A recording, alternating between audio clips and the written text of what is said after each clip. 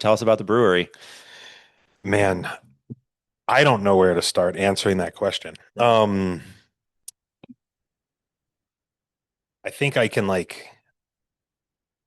we can talk about like beer as a historical philosophical thing in my life. We can talk about like PushRoot Brewing as like a manifestation of that and the ways that it's like proven true and the ways that it's fallen really short. We can talk about like small business ownership in a small town. There's so many ways we can talk about So many these things. branches to that tree. Yeah. I'm really curious about I'm curious about all of it. I'm very curious about the PushRoot story. Yeah. Yeah, so I mean that really started. So I mean it's kind of all interlaced. So PushRoot is the version of the brewery that's been in my head for 10 years that fits Lander, right? Okay. Like everywhere I've lived in, Boston. I spent time in brewing school in Vermont, Denver, Maryland, and like Columbia, and then out near Frederick, which are super different places. And then back to Denver. Lander, everywhere I've lived, I kind of always look at these places and think like, okay, what would be the right brewery for this place? Like, not just like what is this vision in my head and how do I make it happen, but like, what facilities are available? What is this community like? What kind of beer is the right beer to make here? And yeah, so Pushroot really is like some version and like this, we're going to jump right into some of my sort of like community beer business owner philosophy right out of the gate, but like it is, there's like me as my human with values and like ideas, and then there's the physical thing, the manifestation of that, the brewery and like its capabilities and what it can do, like as a conduit, really. And then there's the community that we are in, and like the business is sort of this like shared version. It's this shared collaborative co-creation between these sort of like Uh, capability, my ideas, and then the community and what they want. and the way to which they respond and the degree to which they respond to those first two items you Yeah. mentioned. Yeah, not just respond. I mean, I don't think it's I mean, respond isn't just passive, but like also, how they are like there's both the push and the pull, right? Like we're pushing things onto the community, but the community is also like pulling from us. They're also like, this is how we want you to be, or like you did this thing and you really shouldn't have done this thing, and like we're gonna respond negatively now. So you're constantly getting that like that push and pull. Like, not another porter, man. Like, come No, on. no. So I should say like, in Wyoming in particular, like the state, in a lot of ways, the beer laws in the state and the market in the state is very different from most of the rest of the country, right? Like we're by and large, the people who live in Wyoming, they like dark beer. I mean, you look at the beers that are really popular, Saddle Bronc, a lot of lighter beers, a lot of blondes, and then we drink the heck out of lager, but mostly macro lager. But like the IPA craze is mostly a tourist phenomenon in this town, I find. Like there are people here who are really into their IPAs, but but in general, like the if you're making quality beer, regardless of what it is, there's somebody in town who's going to be into it, and people are going to try what you make. Like if you have a good relationship, if the community trusts that you're going to make good beer, they don't think much about it. Like it has much more to do with funding, build out, like how you chose to be this like socio political and like economic entity in this Hmm. town, Yep. and we get way more feedback and way more push and pull on that stuff than we ever do on like the beer. Okay. People are commenting on the physical physical facility of the brewery, its location on Main Street, the crowd, the vibe, the music, the service, rather than the beer itself. Is that what you mean? Yeah, and even these really intangible things. I mean, we can jump right into like a hot button issue and get it out of the way. We received, like, we applied for and received both lift and move grants, one of each. The landowner who owns the hotel and our building, he also received funding. He received two of each of those. So he did two rounds of that grant funding. Yep. And the amount of people in this town who have refused to even like walk through our front door because we were a recipient of like an economic development grant is something that I neither ever foresaw Uh-huh. or expected. And it's completely taken me by surprise. And like I don't know how to like message and talk to those people. Wow. But And yeah. how do you know that they're not showing up? Do they send you mail? I mean, like I see comments on Facebook. Okay. I hear people directly talking to me. Like one of them is our state senator. So, He uh, can come on the podcast and give us his great. point of view. I mean, have him on, and then him and I can sit down at this table and talk about it I know. together. We'll do it. Yeah, Yeah. We're but we're around next week. yeah, but yeah, it's been, that's been surprising. And it's not like I'm reading random commenters on Facebook. Like I see these people's last name and I know exactly who they Oh, are. okay.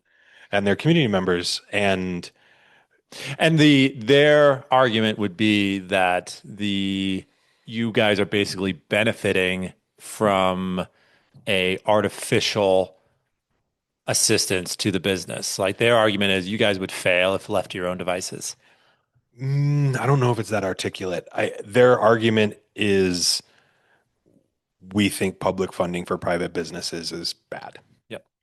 And that's about as far as it goes. Now, if you know the history of that grant program, it was voted on by the county and Mhm. it was proposed as a law, or it was proposed by some group. I don't know who did it. There was a vote. The community voted in favor of this thing. It was a tax. It was a half-cent tax.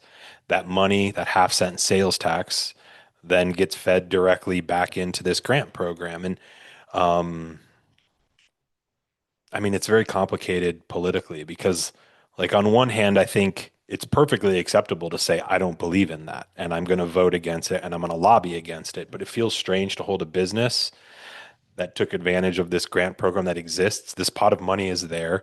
You can't reallocate money that has been, you know, designated and collected through a tax, through a law that was voted on by the community. You can't reallocate that to like fixing our roads. That is not legal. No one's objecting to the roads being fixed. Let's put that out That's there. fair. Yeah, yeah. No, absolutely not. But like that money, people, I hear people say like, well, we don't have roads and we're giving money to a brewery to be built in town. And it's like, I hear what you're saying. I think we should fix our roads, but that's not how taxation and governments work. You can't just pull that money out of one pot and put it into another one. Hmm. So I think that underlies. I don't know the other reasons. Like I don't want to speak for anybody. Yeah, that's a fair point. Yeah. They should be able to make their own argument, but it is true that Lander has been, generally speaking, economically a little tepid. Yeah, I think that's true. I know several businesses that have moved to Riverton, and it's understandable. Honestly, Riverton is the commercial center for Fremont County, Sure. but Lander probably is the sort of community that would support a great local brewery. I think that is the sort of business that it seems to me that you guys are doing really well there Yeah. on Main Street. Yeah. It seems like a very Lander Main Street type of business. Yeah. So yeah, I mean, for me, reason I've been attracted to PushRoot is not only socially, but also it's a great spot to go with a book and just sit and watch the sun go down by myself. So it really works on both levels as a place to socialize and as a place to get a more quiet moment while still being out in public, let's say. Yeah. Yeah. Yeah. So let's talk about that a little bit because like I think, one of my sort of, if you want to granularly talk about values, one of my core values around beer is that like beer should accessorize whatever it is you're doing. Like whatever you want to do, beer should be an accessory to that. Okay. So, one of the things that like I think some of these really noisy, like really loud, big flavor beers 15% alcohol whiskey barrel aged stouts, these like super hoppy IPAs, these like really intense sours, like kind of like speaking from a sensory perspective, that beer is screaming at you kind of Yes. constantly, right? Like sitting there, it smells really strong. It's like visually compelling. It's expensive. It demands a lot of your attention. So like, I'm not saying it's impossible, but for the most part, the person who's coming in and drinking a big whiskey barrel aged stout or is like crushing IPAs is giving more of their attention to that beer. Mm-hmm. And on the other end of the spectrum, Bud Light, there's like very little compelling history. It's this like highly engineered product. Um, It's they're the inoffensive beer. totally inoffensive. Well, I don't know. A lot of people are offended by Bud Light, but like as a product, you can't. It's very hard to turn towards it. Like it's very much just passive. It's like you're drinking it in cans and you don't want to think about what you're drinking about. And I think the best beers sit in between those two things. So we could spend the next hour talking about the history of dark lager, how it came to be a thing, like what its roots are, why I think it's great beer. We could talk about like this beer as a manifestation of that history or like a culmination of that history up to this point. Or we could just sit here and drink it. And like it's not the kind of beer that is going to demand that kind of attention. So depending upon like what we're trying to do, I think that the beers that I strive to make accessorize whatever that is. Like I imagine my customers coming in, two people falling in love or breaking up or celebrating a birthday party or going out with their friends in a large group at my brewery, and like what beer is going to sit on that table with those people amidst all of those different kind of life experiences and not be and be able to like accessorize that experience, Wow. to be able to like participate in that in a way that like the drinker chooses, not in a way that the beer chooses. That sounds kind Interesting. of strange, but It's like you want to create the butler of beers. They're there, but they don't get in the way. Mhm. They But they o can. they open the door to a great experience, or Yeah. I don't know And we have what you want to call this and analogy. And we absolutely have people who come in and they say, let's talk about Vice beer. And I'm like, great. How much time do you have? And they want to like learn deeply about these beers. So they can be the center of attention. Like I think our beers hold up to being the center of attention, but they're not demanding it, I think. They're not Okay. demanding to be the center of attention. So that's I mean, like in a roundabout way, like that's one of the reasons I like brewing lager, is because I think lager beer tends to fit that That middle of on the average better road, than that ales. really elegant Yeah. middle of the road, that it really is a catalyst to conversation, to human interaction without being the centerpiece. Yeah. To community, right? Like, and we could talk about all the other things, right? Like, lager tends to give you much less of a hangover than ale does because it's producing the fermentation profile is more ethanol centric, and you don't get those other alcohols. I mean, I think we don't think about like isopropyl and butyl and like fusel alcohols as being structurally very similar to ethanol because we can't drink those without killing ourselves. Methanol is another example. But ethanol is this like unique alcohol that our body has evolved to be able to like break down. We have an enzyme in our livers that allows us to process that beer without it poisoning us. Lager produces like a more ethanol centric alcohol profile, and that means less hangovers. On the other side, a lot of like the flavor in an ale is derived from the fact that there's like a broader spectrum of alcohols to create these flavor active compounds called esters. So like both in terms of the way it tastes and also how it makes you feel, like I think lager is more conducive to session drinking, 4 or 5 beers, all the same beer maybe with in a night with your friends where you're like getting into something and then not, killing you the next morning. Sure, sure. I want to, Perfect balance, yeah, really. yeah, yeah. I want to circle back to that, like get into the beer, but I don't want to lose this thread of the community involvement in your Yeah. brewery. Can Yeah. you talk to us a little bit about how you were trying to respond to Lander specifically in the way you built your bar, the way you laid out the benches and the seating Yeah. and everything that Yeah. goes into the physical space? Yeah.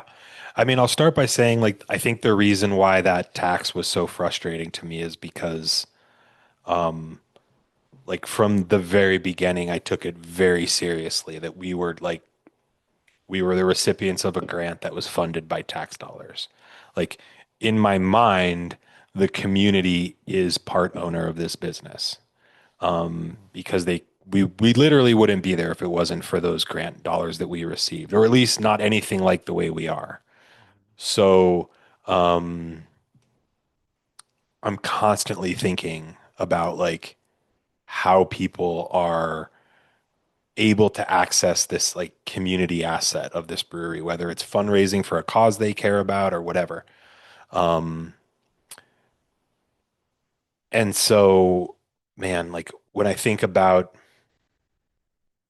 I mean, it's this combination of like serendipity and intention, right? Like before the building went up for sale, I was like, that garage would be a cool brewery and it would be a huge amount of work to renovate that garage. And I was actually in the process of building the brewery somewhere else, much smaller version of it. It's small. Like on the brewery landscape, it is a very small brewery, but it was going to be like a third the size, like 10 seats in the total space, like open 2 or 3 days a week, like maybe just Thursday, Friday, Saturday. Growlers and cans on a really simple small canner to go, brewed on a really tiny system.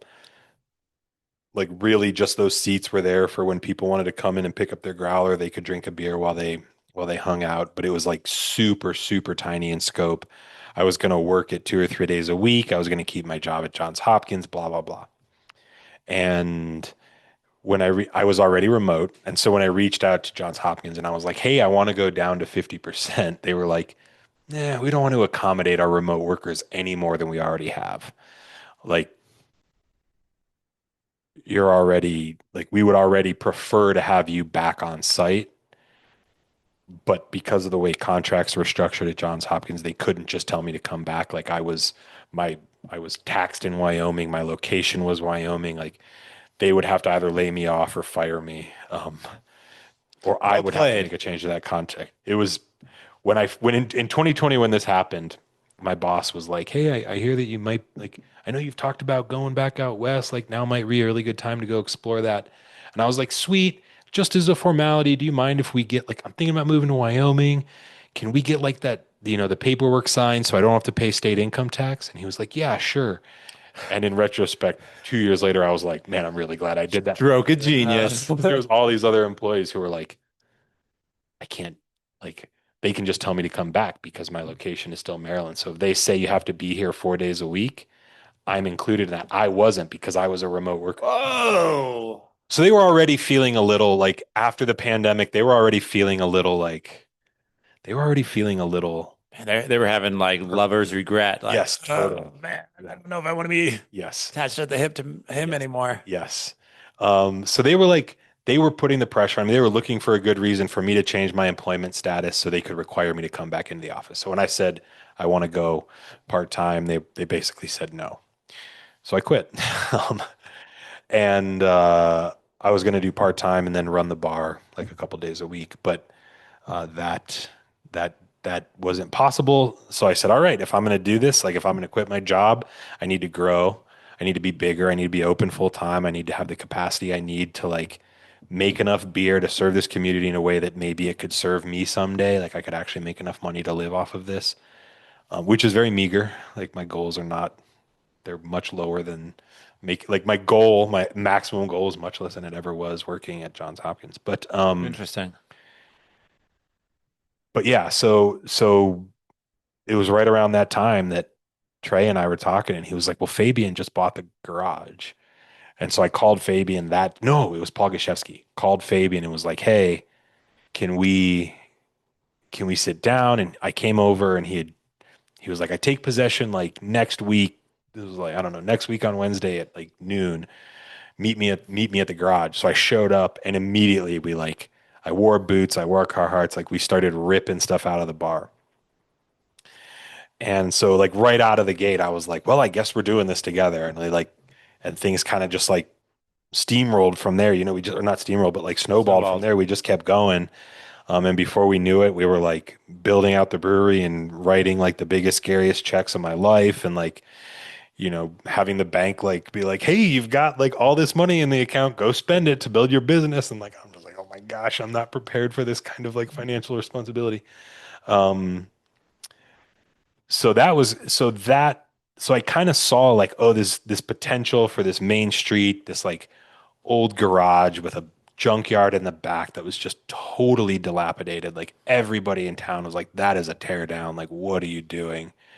Um, and it's like, I just don't know. Like, I think it's cool. Like, you can't make anything old. You can only make new stuff. So when you have something old, like if there's potential, once you tear it down, that potential disappears from the world forever. And you can never make it the same way again.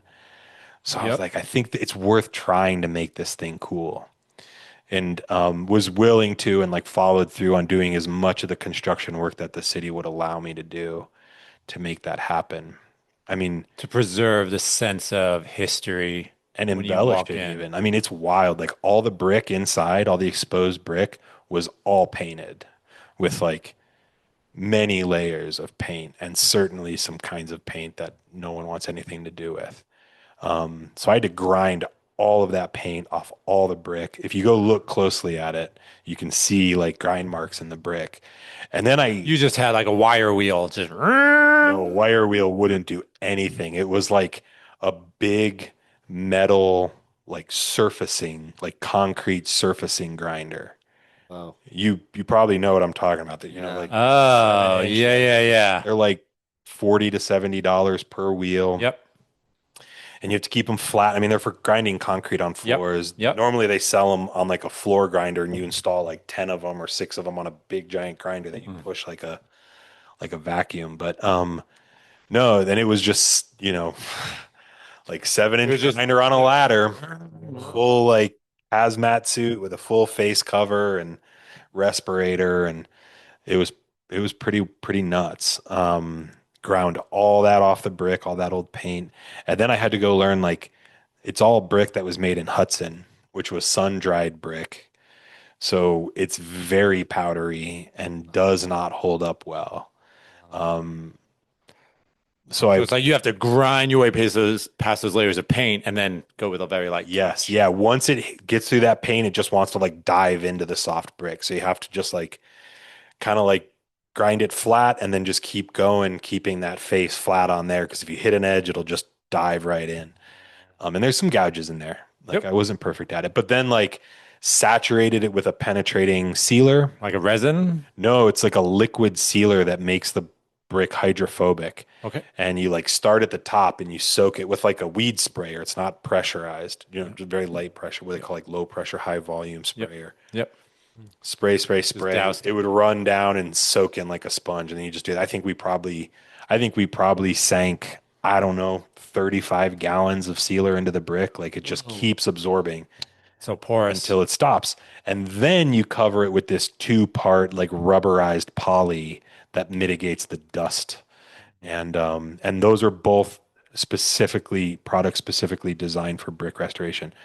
I know like 80% of what there is to know about brick restoration. It was like a month of learning Crash course. and not that much information out there. Concrete is the opposite story. I spent months trying to learn about concrete and I feel like I know 0.5% of what there is to know. Like humans have just been making concrete forever.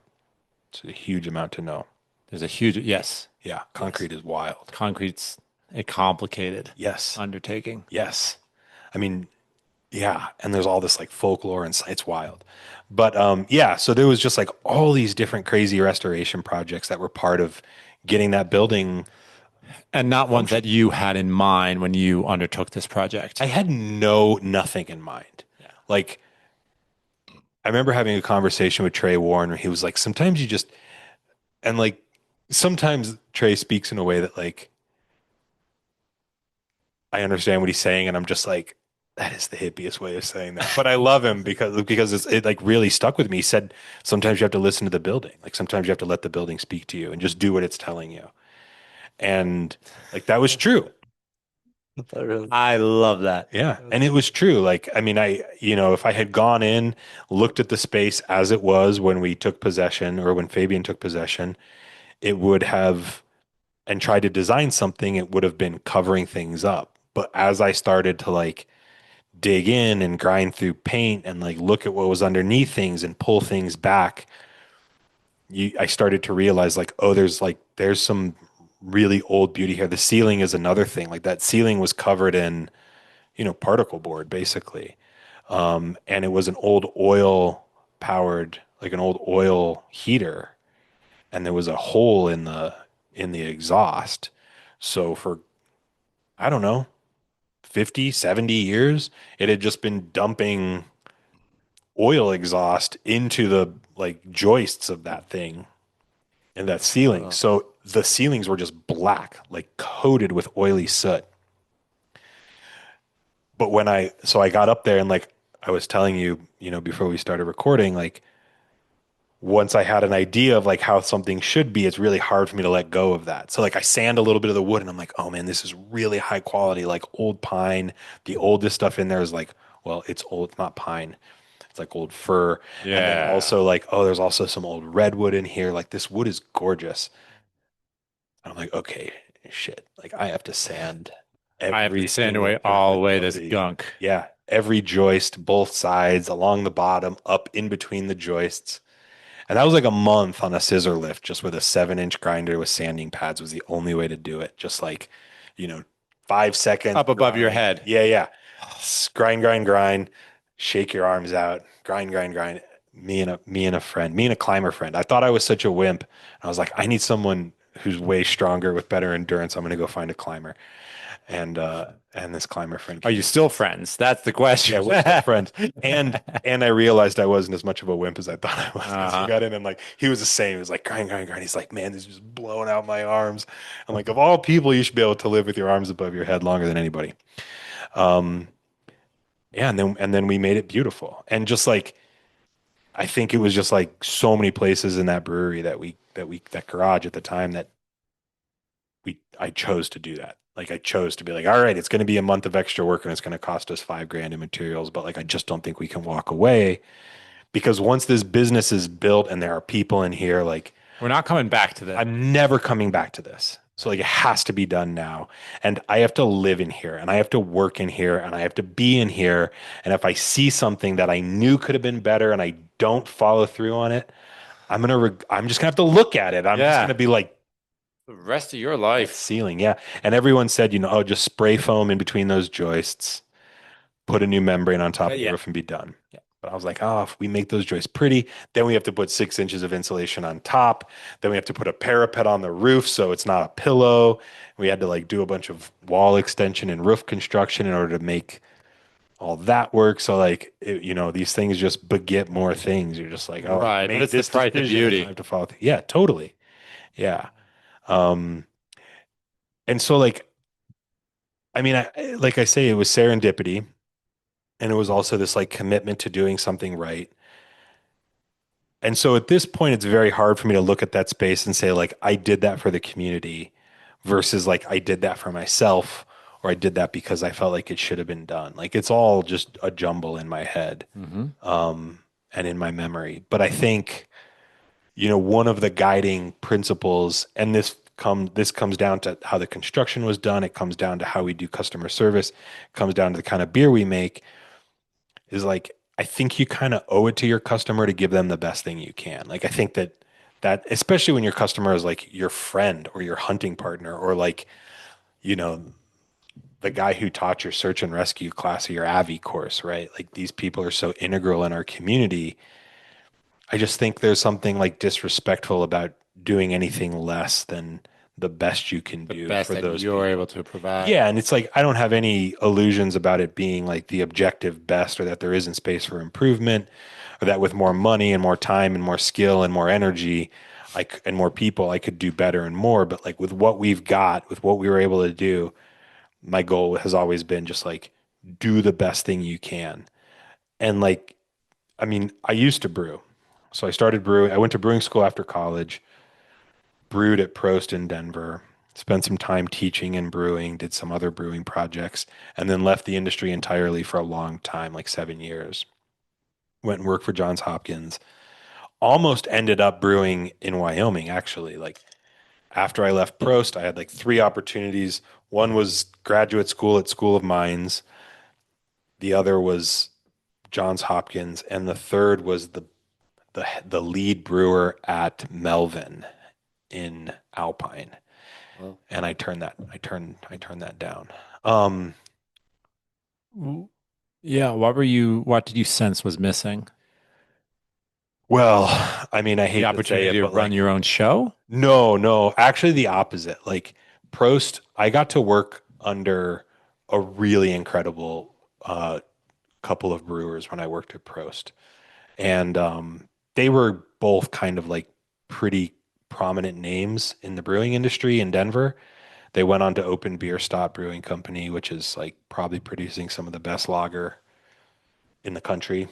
And they and as a result, I had like a disproportionate amount of respect because I worked for them. So like I'm going to this place, 2.5 years working in this industry. Yeah, like I went to brewing school, I worked under these great people, but like I was like the only I had one person above me, and that person had been in the industry for 35 years. And I'm like, I'm gonna spend the next 30 years of my life like waiting for this guy to retire or like eking out that last rung on the ladder. And I'm just not ready to be that high up on the ladder yet. Like I just am not ready to be like managing a team and dealing with like supplies coming in and going out. I'm like, you know, 20, 28. I'm like, I want to just make beer for somebody.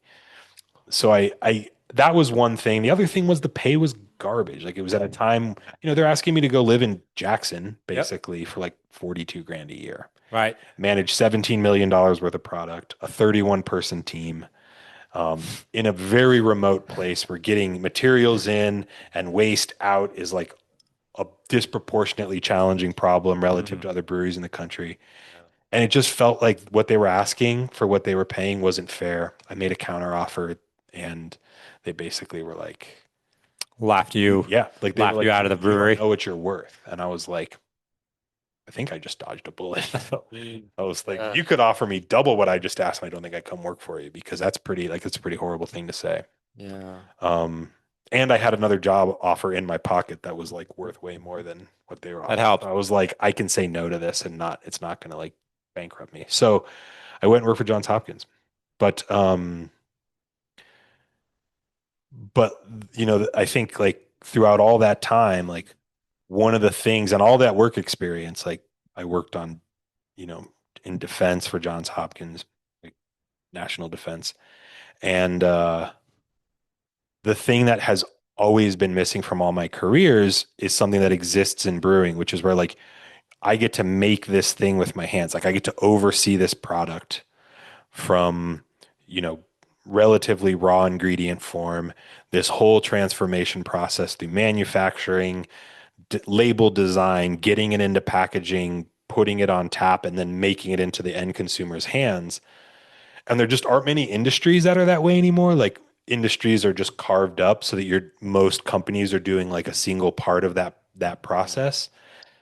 And so getting to be there at the beginning and at the end and getting to like sit at the bar and watch people consume this thing, like not just consume it, but like hand over their money for it, right? Like it's just, man, there's like profound honesty in that exchange, right? Like that person is like, I worked hard for this. I'm going to give it to you to give you the thing that you worked hard to make. And then whether they know it or not, like I'm getting feedback from them. Like Mm. even if they don't like that product, I like that experience of like exchange of I made this thing, you're paying for it, and now like either explicitly or implicitly you're telling me what you think about it. And yeah, I mean, construction shares a lot of that. I think you get to have some of those experiences, but even that is pretty carved up at this point. Like it's really great. And so that was something that attracted me very early on and kind of drove like why I wanted to build the brewery the way I did, which is keeping as much in-house as possible. Like we package all of our own beer in-house, we brew all of our own beer in-house. We've done the bulk of the like design work in-house. Most of the construction happened by like my wife and I and other like people in the community. Like this thing is like the whole thing, the whole entity, including the beer, is like this product that has been constructed and built in some way by like me and my community, and it like serves that community. So when I think about like how did we lay out the bar, like we laid out the bar the best way we could given the massive space constraints that we have in a tiny building, right? But it I think is more appropriate to say like conceptually and in fact like the thing is this product of the community, and that's been something that has been in my head since I was at Prost. It was one of my conflicts with my with the brewers there is they tend to take this mindset of like I'm just, and they still talk this way, they're like I make the beer I like. If people incidentally happen to enjoy that, great, I get to make money. If they don't, I'm going to still make it the way I want. And like that is not how I think about brewing. I'm like, this is this like social interaction. Like Mm. I have to make something that works in this community that like isn't outside of my values, that like is economically viable. Like there's a lot of things to consider, but like, yeah, it's this kind of, I mean, it's this like social experiment, I guess, at the end of it. Maybe every business is, but like beer is, we've been doing beer for a long, long time. I gave this talk when I was teaching brewing in college at the college I went to. I had graduated, but and it was called like brewing the second oldest profession in the world. And I mean, it's not really wrong. Like we've kind of been doing this for a long, long time, and Hmm. you know, there's something like deeply human about it. So like, I feel like we need to be like I need to be meeting a higher threshold than just adequate. And I think that like that Mm. ultimately comes back to this is how I show love, care, and respect for the people who I live with all the time and every day, and are my friends and my loved ones and like the people I care about and who care about me. Right. Whoa. Okay, so a small brewery in a small town is also for you a manifestation of what you think an ideal community life is, in which there is connection, interpersonal conversation, and you see your beer, but also your brewery, the physical place of your brewery, as being catalysts in which people are able to connect with each other without being distracted by the externals of either the beer or the place that they are. Yeah. Yeah. Interesting. So you kind of, it's not that you want your beer or your brewery to be forgettable exactly. That's not the right way to put it. But you want it to be sort of like, correct me if I'm wrong.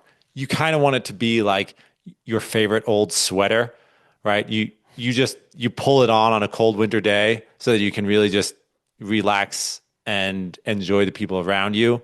You don't want to be sort of a flashy experience. I think there's times for flash. I mean I think like the analogy breaks down because it's like a brewery is like is this multi-factor entity. So yeah, like I mean when we throw like a dance party on Halloween, like that brewery is just flash. It's just literally flash. But like I mean, one of the things I would say I was most like I've been most excited to kind of grow these partnerships. One of these like structures of these partnerships has been finding an artist, finding a cause they care about, and then using the brewery to benefit both. So the first year, 2 years ago, two wows ago, a year and a half ago, Wyoming Outdoor Weekend, Game and Fish was focused on the Highway 26 overpass. So like I'm going to go conservational for just a second here, but in the section near Du Bois of Highway 26, more mule deer are killed by vehicles in that section of highway every year than are killed by hunters in the entire state. Oh, So like if you're a hunter and you care about mule deer populations, you should care about building highway overpasses because there are more mule deer available in the state for us to hunt if we take that seriously. And so anyways, Game and Fish has been very focused on this. And of course, these are like multi-million dollar projects. And I knew we were not going to have anywhere near that impact. But I have this friend, her name is Jenny Johnson, and she's a potter in town. And um, she's an artist in town, but she's a really brilliant potter.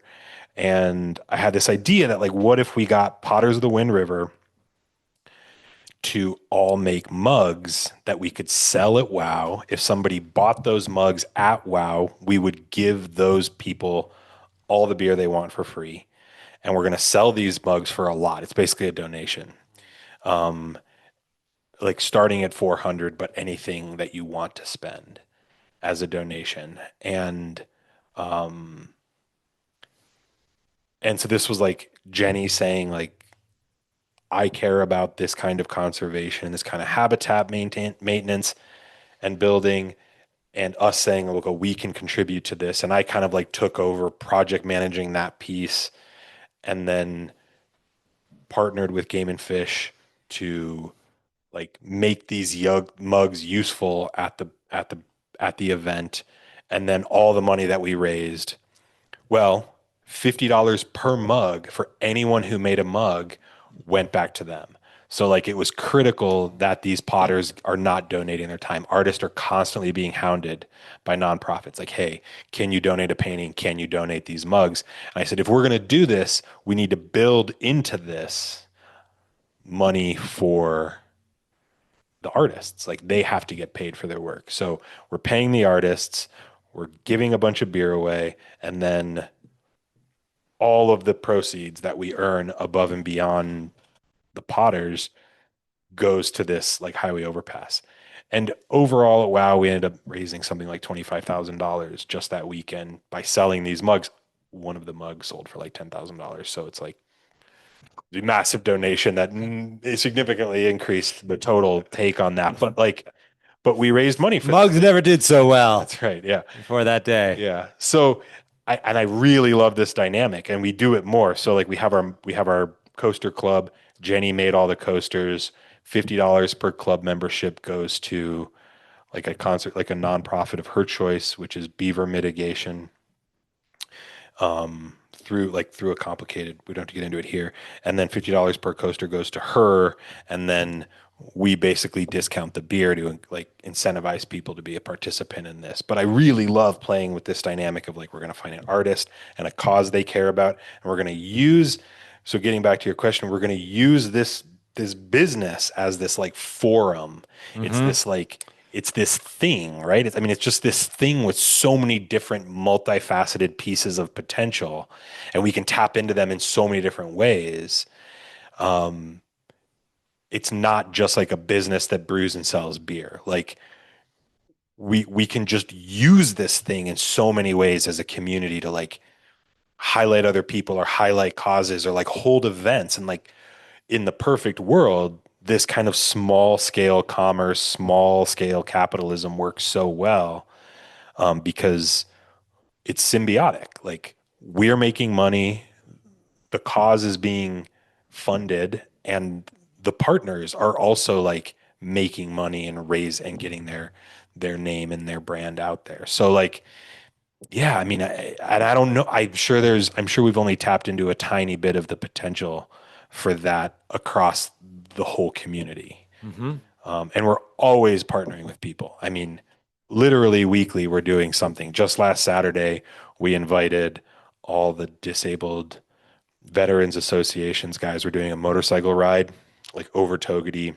like through Riverton, over Togety, and then down through Pinedale, over South Pass, and back into Riverton. We're like, hey, you guys should come to the brewery.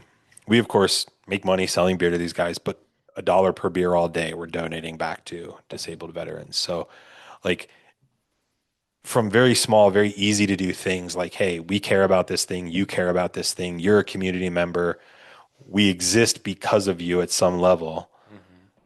We care about like I mean, disabled veterans are kind of like a cause for me, but there are causes that we get tapped into that are not something that I'm personally really passionate about because somebody in the community who I care about is passionate about it. And I'm like, yeah, we can participate and we can help. Or we can like at least use this thing as a stage upon which you can like craft and put forward a message or an ask. Okay. Do you then subscribe to the idea that a community needs the pub? It's not just a place to go drink. It's a place to basically be the community forum. Sure. I think communities need third spaces. Third spaces. Yeah. So there's Say more. Yeah, so I can't remember the paper, but it's like written into our business plan that your first space is your home, your second space is your work. Those are the two places you spend the majority of your time. This has historically probably been more true than it is today. The third space is wherever you go after that, the most. And so historically, they've been Elks clubs, they've been churches, and without making any like statement in any direction, that's less true today than it has been for most of American history. So what's filling that gap? And like, Netflix. oh, geez, you're breaking my heart. Netflix is the third space. Probably you're right. That's Or our terrible. phone, right? Don't let Netflix hear that. Yeah. So like Facebook and Instagram and TikTok are probably truly the third spaces because those are community spaces in a way. They're like digital town halls or whatever. But bars don't work great as third spaces, like true bars. Breweries have kind of like, I mean, there have been papers written about how breweries are filling this third space gap that's kind of existed. I think it's partially because most breweries don't serve alcohol. I think it's because most breweries are community centric places. Sorry, they don't serve hard alcohol. Right. Okay. Sorry, did I say alcohol? Yeah, they Uh, don't serve hard alcohol. okay. Yeah. Which changes the dynamic of a space so much. And they tend to be kid friendly. And sometimes that's because the laws are crafted in such a way that they're allowed to have kids in the bar. Sometimes it's an intentional choice. In Wyoming, that's mostly an intentional choice. But whatever the case, they've kind of filled that hole that has like slowly grown where people are not going to third spaces. And I mean, if you were to pick like a core community concept, I would say that's it. Like we want to be a third space. We want to be the Ah, place that people go, whether they're having a business meeting, reading a book, or like meeting up with friends or anything that exists in between those. We want to help serve however we can. And that sometimes means like someone coming to us and be like, we have this idea for this event. You guys pop to mind. We're like, great. What can we do? Like, what do we need to build infrastructure? Do we need to bring something in? Do we need to get a food truck here? Do we need to grill? Do we need a barbecue? Do we need to cater? Do we need to have a band? Like, what can we do to help make this thing whatever it is you want it to be? And I find my job when I'm doing that is often actually saying, you have a great seed of an idea, but like, why are you stopping so short of what could be so cool? Like a little bit more time and a little bit more energy and like, kind of letting your creativity run wild. And we can make this idea that you have so much bigger and better and greater than it is right now. And kind of giving permission to people to be like, yeah, like, let's make, like, what's your dream? And let's make that a thing. Like you're like, well, we don't want to impose. Like, what if we just come by and like you reserve a couple tables? And I'm like, no, no, no. Like, let's go bigger. Like, if you could, if space and money weren't a constraint, how would you like this to be? Oh, we'd love to have a band there, and we want to have a food truck or a food caterer, and like, man, what if we could have games there? And like, could we bring this thing? And it's just like, how can I just get to yes on all that stuff to make that thing whatever it is you want it to be? And like, that's rarely about making money for us. It's almost entirely about just like, how do we leverage the assets, whether it's the space or the taps or the walk-in cooler or the brewery space itself or the land that it sits on to like help people kind of realize these ideas that they have. That's really. I was at the Speed Goat Hmm. Yeah. party the other night, about 2 months ago. Hmm. Um, Yeah, the rugby party. that was really cool. Yeah, like Yeah. the big food truck out back, Yeah. and then the lady brought up her ice cream truck, Hmm. and then there's cornhole and picnic tables, and then the band was there, and Yeah. everyone was having a blast. Yeah. And we lost money that night.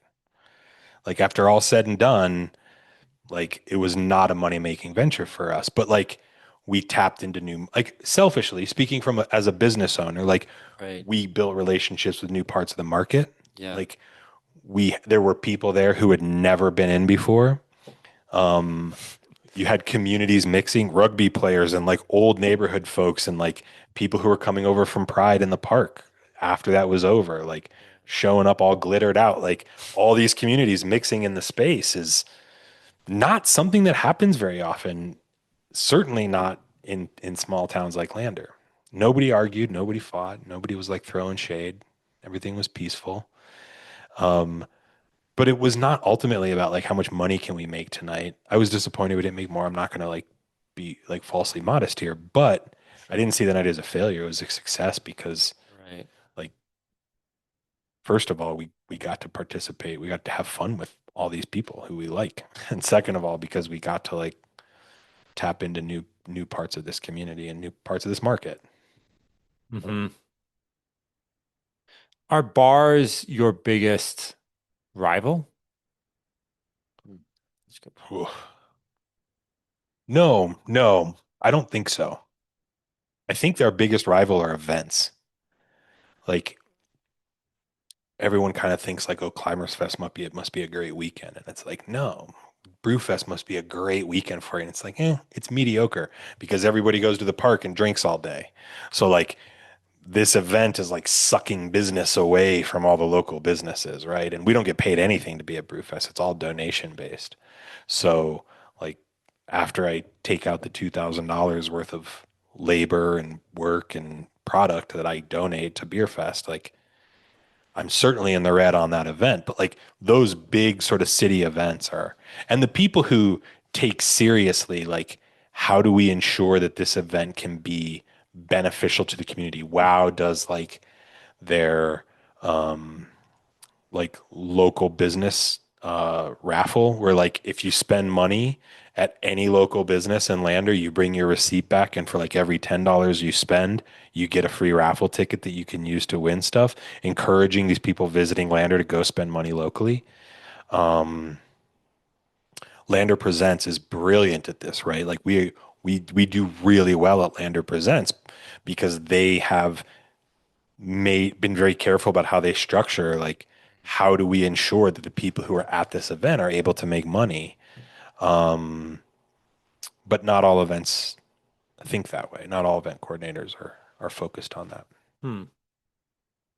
Yeah, that makes a lot of sense. You have all these people coming to town and they just go to that one area, Yep. don't really come back. Yep. And Lander is particularly bad at this. Like we go from being at 200% capacity one weekend to being at like 50% capacity the next weekend. And Lander generally, or are you talking Lander about your generally. place? No, Lander generally. And Gotcha. that impacts businesses, right? We are like our most limited resource is probably lodging in this town. So when you have a weekend, the rugby party is a great example. First weekend of the farmers market, Pride Fest, like Pride in the Park, the rugby tournament. There was like two other things going on the art walk. There was like two other Oh things yeah. going on that weekend. And not enough places for people to stay. It was just like jam packed in town. And then the next weekend, it was like kind of a ghost town here. So, like, somebody who can come in and sit down with those small businesses and say, hey, how do we, a year out from next year, how do we like can we move the rugby fest to this weekend when there's nothing going on, or like what if we did this thing on Saturday and this thing the following Saturday or on Sunday so that we can kind of stretch this stuff out so that we're at 90% capacity from the week before Memorial Day until a month after Labor Day instead of like surge famine weekend to weekend. Yeah, I mean, once you're at 100% capacity of lodging in town, People go stay in Riverton and they're not going to come over to Lander to drink a beer or to go out to eat. They're Right. going to It stay doesn't in matter if Riverton. another 1,000 people show up. They're going elsewhere That's right. for food and lodging. Yes. So I think like having a central organization that can help coordinate that and kind of, level out that peakiness would be really Yeah, beneficial. more central planning is needed in later. Mhm. And I think it could be as simple as like putting effort into getting those businesses and incentivize, but getting those businesses into a room together Hmm. in a consistent way. And like I have my issues with the chamber, but I know they're doing like something new, which is like coffee at the chamber. I think it's tomorrow. Tomorrow morning, Yeah. 7:15. Yeah, that's early. And I got to start getting to that. But Yeah, but like I think creating those sort of like informal times and spaces for people to talk, getting plugged in with these event coordinators, I think would be really critical too. I think that it's not the same thing to talk about like Wade Alexander as a business owner versus, or I should say like, yeah, Yoshi as someone who works for Wind River Outdoors versus Yoshi who's a rugby player. Like he might be there representing Wind River Outdoors, but he's probably not thinking or talking about the rugby tournament while he's there. Mhm. So, Hmm. and I mean, I don't think it's an easy problem to solve. Like I don't envy anybody who has to try and get a bunch of small business owners to coordinate with one another. That sounds like a horrible job. That's why we need those third spaces so they coordinate themselves. That's right. Okay, so all right, so we've talked about these three pillars, right? The facility, the community as basically a partner in the business. Yeah. Let's talk more about the product. Yeah. All right. Help me out. I can analyze a lot of things fairly well. I can't analyze a beer. Sure. Where do we start? Wow. Where do we start? And Where we do can we- pick anywhere. All right, let's start with our dark lager here. Yeah. Okay. So we'll start with history. I mean, I think, one of the things that's so cool about beer is if I just gave this can, okay, so let's say this like alien comes down, Hmm. the advanced society, they've never seen beer before, and you hand them a Well, how beer. advanced then Yeah, are that's they? true. Yeah.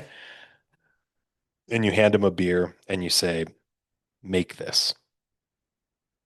The way they would reproduce this product would look nothing like the way we make this product.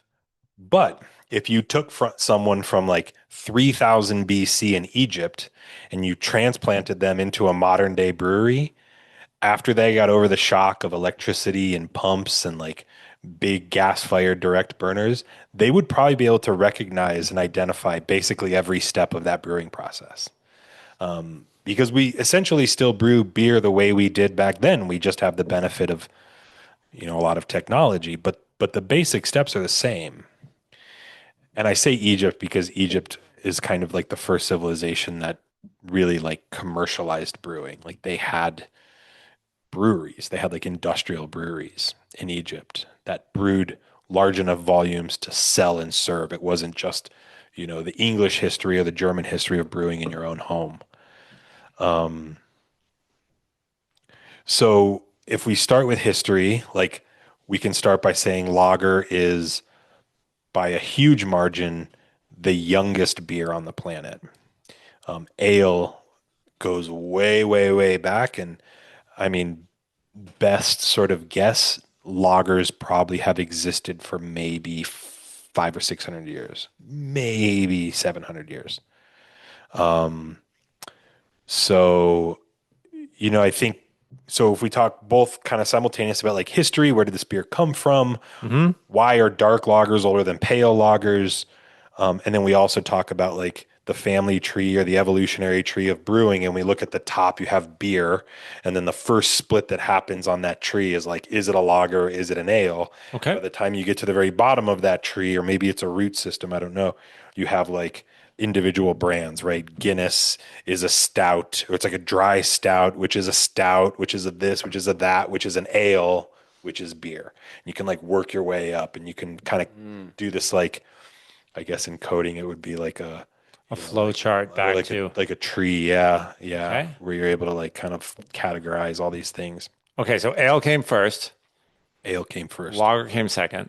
Yeah. Am I hearing you correctly that every beer is either an ale or a lager? No, that's No. not exactly true. There's always outliers, but 99% of the beer consumed on the planet is either an ale or a lager. Okay. What's the difference between the two? Yeah, so there's two big differences. The split would be defined by, are you using an ale yeast or are you using a lager yeast? And the difference between ale and lager is like the difference, ale yeast and lager yeast is like the difference between, I don't know, like it's awkward, but like a wolf and a dog. Like a dog is not a wolf, even though there's like a lot of similarities. Like, but a Cocker Spaniel and a German Shorthair Pointer and a Labrador Retriever they're all, Doggy. dog. Yeah. And then you've got like Timber Wolf and Red Wolf and they're all wolves, but like a wolf and like a dog are two different things. So ale yeast and lager yeast, Saccharomyces cerevisiae, that's ale yeast. Saccharomyces pastorianus, that is lager yeast. So it comes down fundamentally to the yeast. And then the yeast kind of defines how you treat these beers. So lager yeast, pastorianus, likes to ferment at colder temperatures. It again produces that cleaner alcohol profile, which leads to a cleaner flavor profile, like a less complex flavor profile. Though lagers can be complex in their own way. And so the way we brew lagers, the process of brewing a lager is very different from an ale. And we have this process part called lagering. Lager, if you have any German speakers in your family or in your friend group, lager is the German word for like it's synonymous with the word Keller or cellar. So you might have heard like an old grandmother refer to like like go to the larder or go to the lager, like these are sharing similar roots. So it's like a cold storage place. Okay. So lager This is is the like root cold cellar conditioned. beer. It's the Lager. root cellar beer. Yeah, it was cold conditioned. And so part of the reason it didn't reach commercial prominence until much later than ales is because, you look at like lager production in history, and I think you could make the argument that refrigeration was essentially invented in order to make beer. Massive, like that's the hockey stick, right? That's where the growth in lager production in the late 1800s really exploded, was because commercial refrigeration All of was a sudden, you invented. could bring the cellar Yep, and above year ground. round, and you could use it year round. Before that, the Germans were like brewing these lagers, and they were brewing their asses off all winter, and then they were drinking that beer all summer because they would use the natural cold of caves and cellars and underground storage to condition the beer, and those places would warm up or go away in the summertime, and so beer production was much more limited. Whoa. Okay, so that's the lager. Yep. Help us out with a sort of starting point with ales. Yeah, I mean, I think it's probably harder to pin down because it is so much older, but we're probably talking, ale yeast, or we'll just call it Saccharomyces cerevisiae, or whatever its progenitor was, probably existing.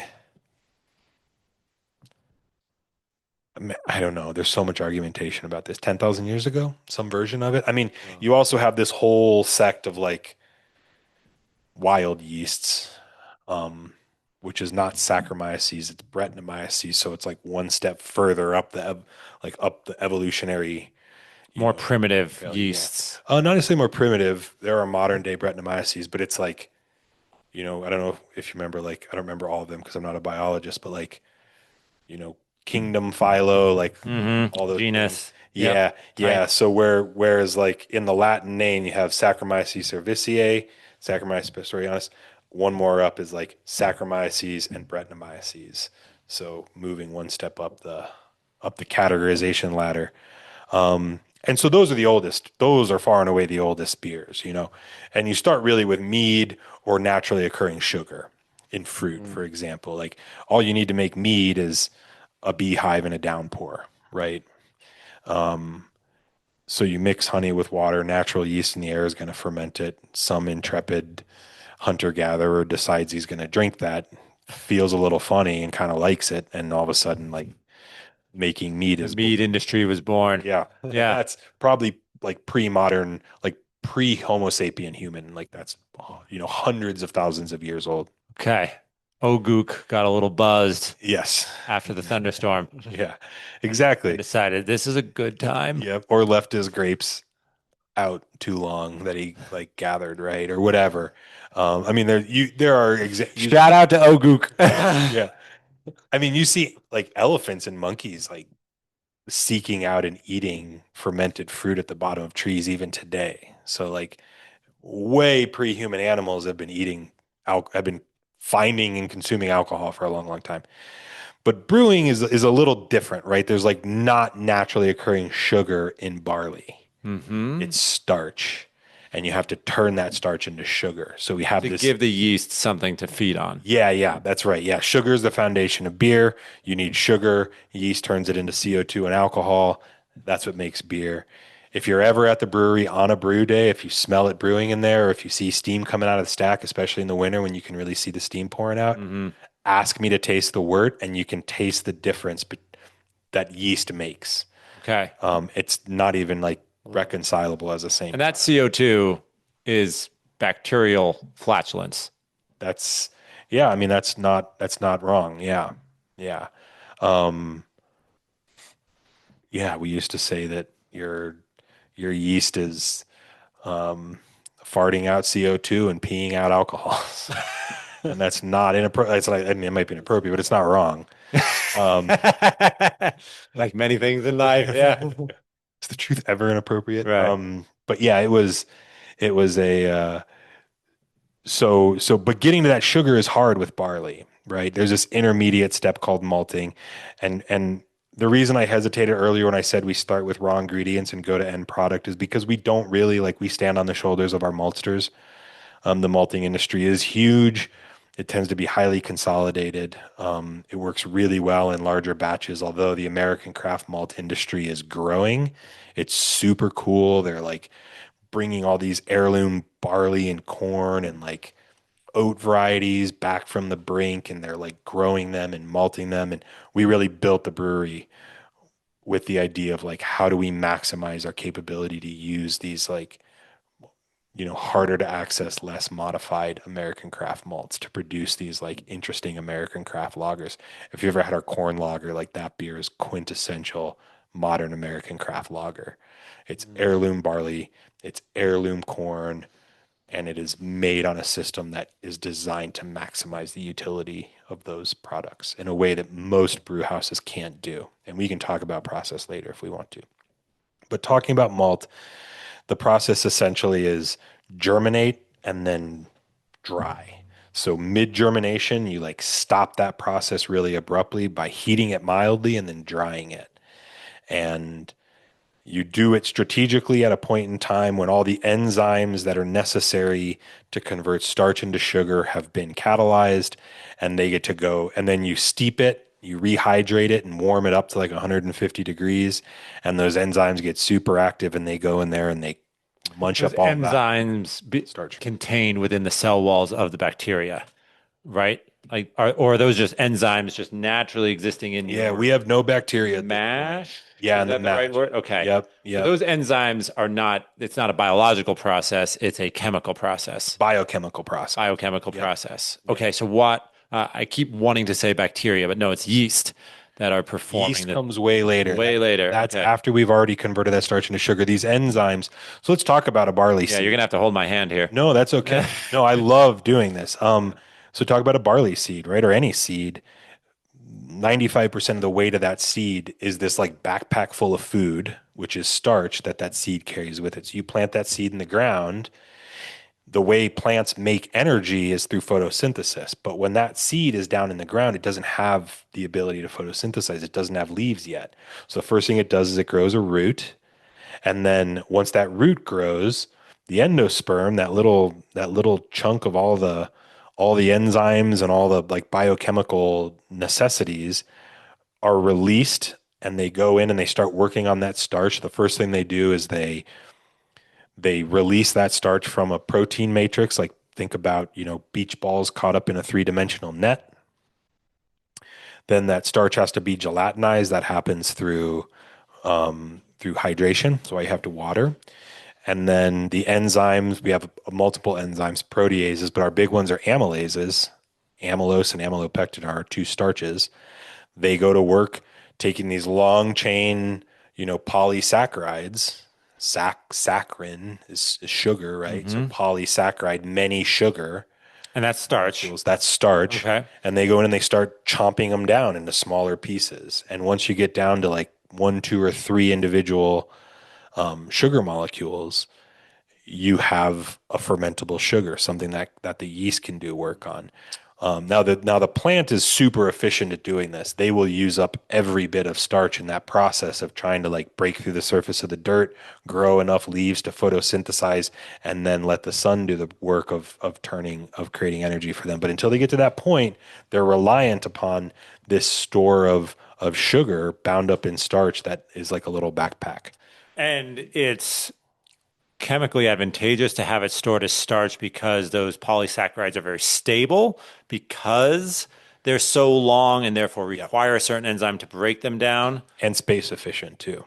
and space efficient. Okay, so you're talking about like proteins that are folded back onto each other. And polysaccharides that are like bound up in this really tight little ball. Mm-hmm. If you want to think about the difference between ungelatinized and gelatinized starch, an unpopped versus a popped uh, popcorn kernel, corn kernel. Okay. Like that is gelatinization of that starch. So you have unbound that starch from its tiny little cluster, and all of a sudden you hit a popcorn kernel that has not been popped with water, and it'll sit there forever.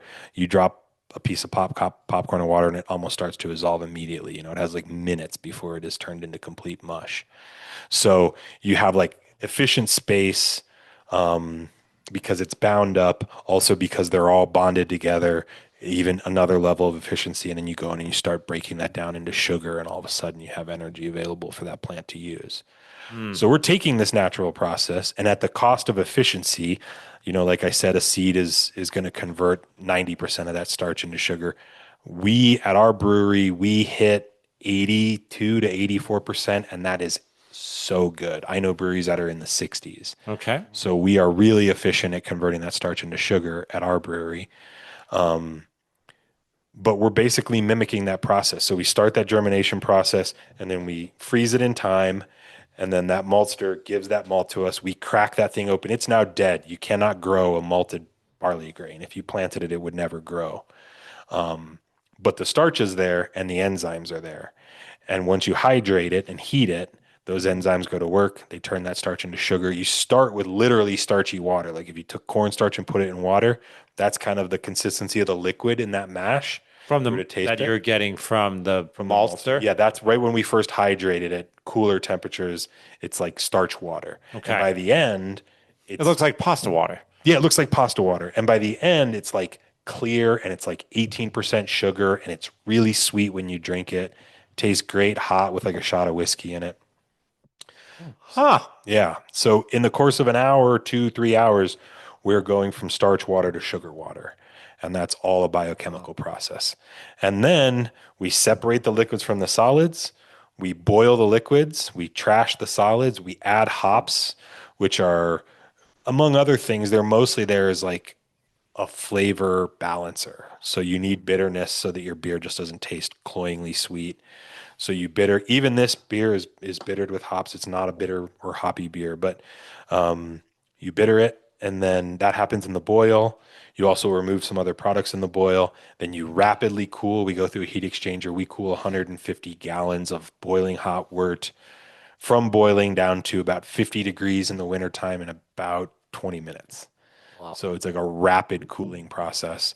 And then we add yeast and we let it ferment for 2 weeks. And then our lagers go into a lager tank where they condition for another 4. So that yeast is essentially inactive when it's in storage. Is that correct? And then you basically give it the opportunity to feed. We buy liquid yeast, so it's pretty active. Okay. Like our jugs show up overnighted from our yeast supplier. And in the 24 hours it takes them to ship them to us here up in Wyoming, that container starts to pressurize. Like it's active when it shows up. They're But you can buy powdered, you can buy dry yeast. And that is like it looks like baker's yeast, and there are a lot of brewers who use dry yeast. Okay. So then you take this yeast and then you're showing it to the picnic, right? Like you have this sugar water Yep. essentially, Yep. and then you just introduce the yeast to basically its natural food. Yes. That's a better way to characterize it.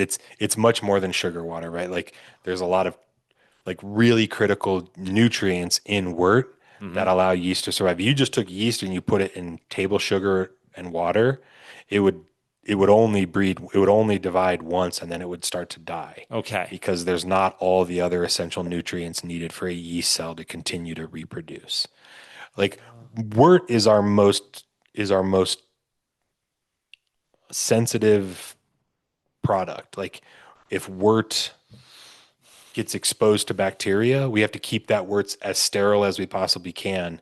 When it's boiling, it's sterile. Once it gets cooled, though, if you were to inoculate it with any bacteria, it would start growing because it is kind of like Because the bacteria likes the it's same thing bacteria that the food. yeast does. Yes, it's bacteria food. Like it is much more than when we make our seltzer, we use sugar and we have to add yeast nutrients to it in order to allow it to ferment to completion. Otherwise, it would not. Okay. All right. So then you let the yeast colony take over Yeah. your wort, Yes. and then that wart is slowly consumed by the yeast colony, turning it into beer. Into beer. What happens? So that yeast colony eventually will run out of food and die off. They go dormant. They go dormant. We reuse the yeast. Oh, Yeah. so how do you collect the yeast back out of Very the? carefully. Yeah, No. yeah, Yeah, I mean, we like sanitize a hose Mm-hmm. and then we use the pressure in the tank to pull that yeast into a smaller sanitized stainless steel container. Okay, leaving behind The the beer. beer. Yeah. Yeah. Gotcha. Yep. And is that a critical part of the process? Like if we drank beer that still had the yeast colony in it, would it taste off to us? No, when you cool it, that yeast goes through a process called flocculation, Mm-hmm. where, they literally clump together. Once Oh, that mass gets bigger, when you have like 5 or 6 yeast cells stuck together, you really can think of like would the it look like a outer. SCOBY? No, no, I mean, we're talking like 10 or 12 yeast cells. Yeah, Okay. like only visible under a microscope. Okay. They, like, once it gets cold, the cell wall is mostly a lipid bilayer. Mm-hmm. So it's liquid in like 68 degrees, but once you get down into the into the low 40s, just like butter, it starts to get sticky and those cells stick together. They get more massive and they fall out of suspension, and you get this like big chunk of yeast down at the bottom of your tank. And it looks like, I mean, it's like a tan, slightly fluffy, Like sludge? kind of, it's like a Yeah. paste. I mean, Yeah. it's bitter, it's yeast. It's yeast. Yeah, I mean, it looks like if you took bread yeast and you hydrated it in a bunch of water. Okay. Okay. And then you can put that back. It goes you can make it dormant. You put it back into storage and then repopulate your next batch. Yep, ferment our next batch. Okay. Can I pee? Yeah, yeah, yeah. Let's take a break. Great. Right there.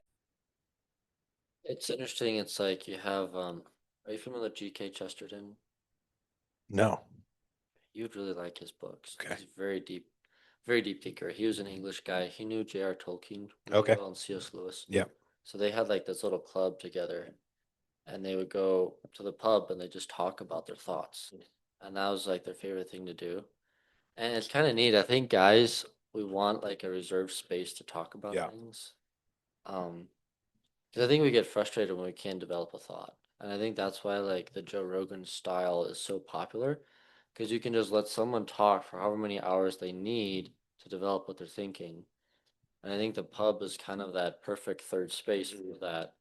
That or the cigar lounge put them together. It's a very reserved way of just finding themselves, expressing themselves, and not needing to go get something done for you. It's like I think a women's more of like go get their hair done, a pedicure, whatever.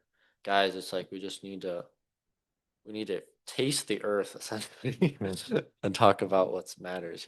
You're saying that it seems to you that when women are socializing exclusively, they usually need it's around some other activity like hair or knitting or baby shower. Yeah. There's something else going on, whereas men like to sit and just talk. Yeah. And smoking and drinking beer is about as much of another activity as we can handle. Yeah, it's like the perfect Don't ask us to example. knit. That's too complicated. Lose our thought. Yeah, we'll lose our train of thought. Hmm. Hmm. All right. Yeah, we'll have to get a few women's takes on what on what is the proper catalyst for conversation between men and women. That's interesting. Yeah. Yeah, men want to get together to play sports or hunt or do any number of things, but we don't really want to talk while we're doing the thing. We want to talk after. Yeah. Yeah. We can be quite chatty. Yeah. Yeah. After the fact, Oh Huh. yeah, yeah. Men are chatty. yeah. I'm not sure that we're producing as much substance out of our mouths Hmm. as women are, but we like to talk. We, That's for sure. but that's kind of your point, Tom, is that there's a way in which men seem to need to sort of worry on the topic, worry in the sense of that just turning it over and over and over, right, conversationally in order to get at to find the thing that they themselves have had an instinct for but not been able to articulate until then. Hmm. Huh. If you, just out of curiosity, Yeah. Yeah, you just need a little closer to the mic there, Tom. just out of curiosity, as a brewer, do you find like have you thought about conversation style much? Like what makes for the best conversations or those type of connecting moments? Hmm. Probably more as a hunter than as a brewer. Um, yeah, I mean, I think about like narrative and storytelling a lot, right? Like, and my progression at Johns Hopkins was kind of strange. I studied physics in college, went on to work in optics, left that to go brew beer, left brewing to go work at Johns Hopkins. My first job there was in like missile defense systems analysis. And then I moved from there into like more bespoke, much smaller data science problems. And then from there I went on to do like innovation design and management and like innovation management, not personnel management so much. And then also got into like ethics of AI and like spent some time doing some research. That was like more my research side, whereas the other side was like my work side. Um, and a big part of like what we were doing in innovation development was we spent a huge amount of time doing like design thinking, like large workshop, what we would call like pre-decisional or pre-requirement design work. So somebody comes and says, I know this need exists in the world. Okay, let's like exist in the imagination space of what a solution could look like before we start constraining it with requirements. Hmm. And one of our big tools, we used a lot of narrative. We talked a lot about like how do you take this good idea and make it catchy in the world, and a huge part of that is like how you craft that narrative. What So we spent story can you put in people's minds about it? yes. So we spent a lot of time like learning from and talking to people who professionally develop narrative. And Are you talking producers out of Hollywood? Are you totally. talking about Yes. marketing people Yes. at big firms in New Yep. York? Yes. Talking All of about the above. children's authors? Yes. All of the above. Okay. I mean, we How do you make the story sticky? yeah, the scope of analogous research that we did was really, really wide. We talked to people from all over the world. But oh man, you make stories sticky by focusing on the characters, right? Like you have to build compelling characters. You have to make that story human. If I come in and say, one of the projects we worked on was like a heads up display and a helmet for a pilot, basically. And if you go in and you immediately start talking about like refresh rates and RAM requirements and like, you know, Yeah, pixelization, risk, that Pixelization. vibration Yeah. frequencies in the cockpit. Everybody zones out immediately. It's But like, if you go what are in we and you talking start by about? Yeah. saying, let me tell you about this pilot who almost died because he didn't have this piece of information that was readily available in the system, and why this technology is going to put that information in the hands of people like that and save lives. It's like a completely different, it's just like such a more compelling narrative, right? People are immediately paying attention. So, And we're evolutionarily primed to look for these threads that we can follow, right? We're basically our minds are organized around story narratives. And so that's how we best remember things. That's how you totally. best get people to adapt to new ideas. Yeah. Have you ever followed any of these like memorization competitions? Somewhat. Yeah. What's that name of that book? Moonwalking with Einstein? Yeah, I've heard of that book. Yes. Yeah. It's similar, same world, right? I don't know. I haven't read it. Extreme I've only heard of it. memorization. Yeah, like extreme, where they're trying to memorize like, thousands of numbers in series Yes. and then recite them. And the way they do it is they take 2 and 3 number sequences and they associate them with images, Mm-hmm. and then they build a narrative out of these like 2 and 3 number sequences and create a narrative. So it might be like, 331 is a rabbit, and like, you know, 264 is like a moon, and you create this narrative of like a rabbit going to the moon and then doing these other things, and then you memorize the narrative, Yep. and then you play the narrative back and deconstruct it back to the numbers when you're reciting the numbers back. I've done that. Yeah. Really? Yeah. One time my dad needed the VIN number off of a car, Yeah. right? That was parked. He's like, hey, go get the VIN. So I walked over, but crap, I don't have a pen or paper or anything. So I just looked at the VIN and I invented a story about Yeah. all the different things. I mean, to be fair, the story was completely filthy, Yeah. but Sure. Of course. but That's it's really. stuck. Yeah. And I walked back. He's like, "You got the VIN?" I was like, "Oh yeah, it's FG1KXXC Yeah. 123 Yeah. 4497." Yeah. How did you do that? I'm like, I just made it into a story. Yeah. He's like, tell me about the story. You're like, nope. Nope. Okay. Nope. We're gonna skip that part. Yeah, that's for me. Yeah. Yeah, no, that's pretty interesting. Yeah, so I think you can find, pretty much innumerable examples of the power of narrative all over the place. Okay. I do think a lot, to your point about who was Chesterton and Yeah. J.R. Tolkien and C.S. Lewis meeting and talking in bars. And I think all the time, like at one point, my dad, like if anything's going to make me emotional, this will be like recalling this conversation. But my dad was like, there are going to be people who meet in your bar and fall in love and then get married. And like, you are a part of that person's story. And I've thought a lot about like two parts of that. Like, how do we interact with people's lives? How do we become even just a minor character in the narratives of their lives? And hopefully we're doing that for better and not for worse. And then the other one is just like all the things that have been done in over beers in the history of the world, like the ideas that have been discovered or talked about. Like, I remember going to this bar when we lived in Maryland. We were like 30 minutes south of Gettysburg, and we would go up to Gettysburg like all the time. If you've never been to Gettysburg, like go there in the winter when there's nobody there and just spend like as much time as you can walking around because it's amazing. But there's a little bar in downtown Gettysburg, and it's like in a basement, super popular, total tourist trap. But you walk down in, it's like stone floors, stone and wood bar, stone fireplace. It's probably mostly what it looked like during the Civil War. But this was a place where the the like officers from both the South and the North would both go and drink at the same time.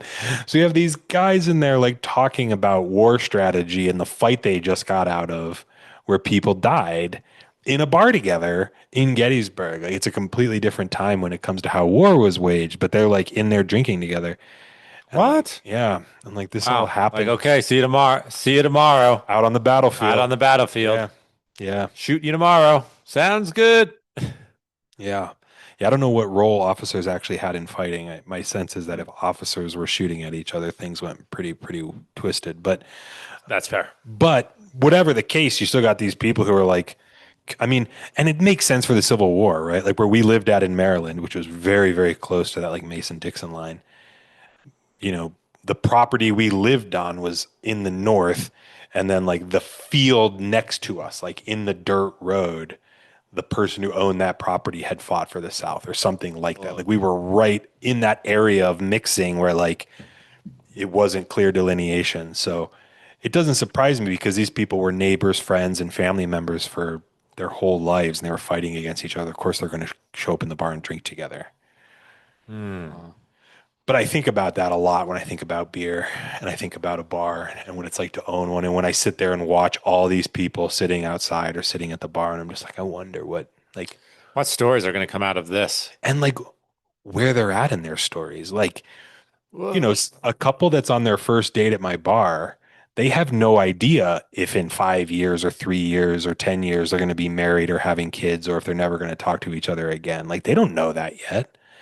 But like in retrospect, 2 years from now, someone might stand up at a bar at a wedding and be like, I remember the night you guys met at PushRoot Brewing Company.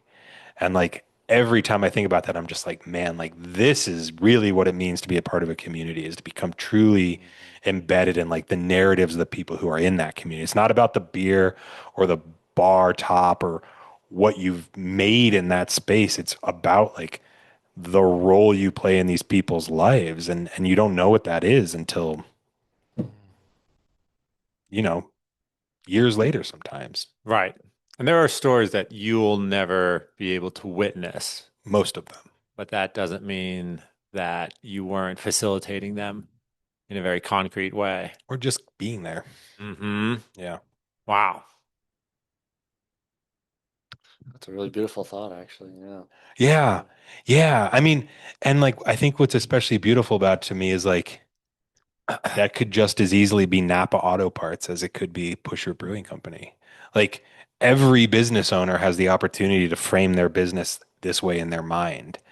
And I wonder what a town where every business owner thought about like what does my role in narrative creation look like amongst these people who I love and hate and fight with and like have sex with and divorce and like all the things we do as humans with other humans. What is my role in the narrative of these humans' lives? I wonder what those businesses and what that town would look like. Well, and that's why I think even before you guys opened, I was excited about your project because it was so clearly going to have a different rhythm than another bar, Mm. right? It was pretty clear from the start that this was a place where you were going to see families and adults and single, right? It was going to be a cross section of the town Yeah. rather than just people who were allowed and wanting to drink and possibly drink too much, Yeah. Yeah. right? I never say drink too much. I just say drink a lot. Right. Oh. I try to take value heavy language out of my vocabulary. No, I'm kidding. Um, I mean, and that was intentional. We brought on our branding agency who did some of our branding work. Like the can design is me, but like the typeface and the animals on the logos and things like that were all them. Mhm. And one of the things I insisted on was like, you guys need to come up to Lander. You need to spend a weekend here. We interviewed a group of people from Knowles.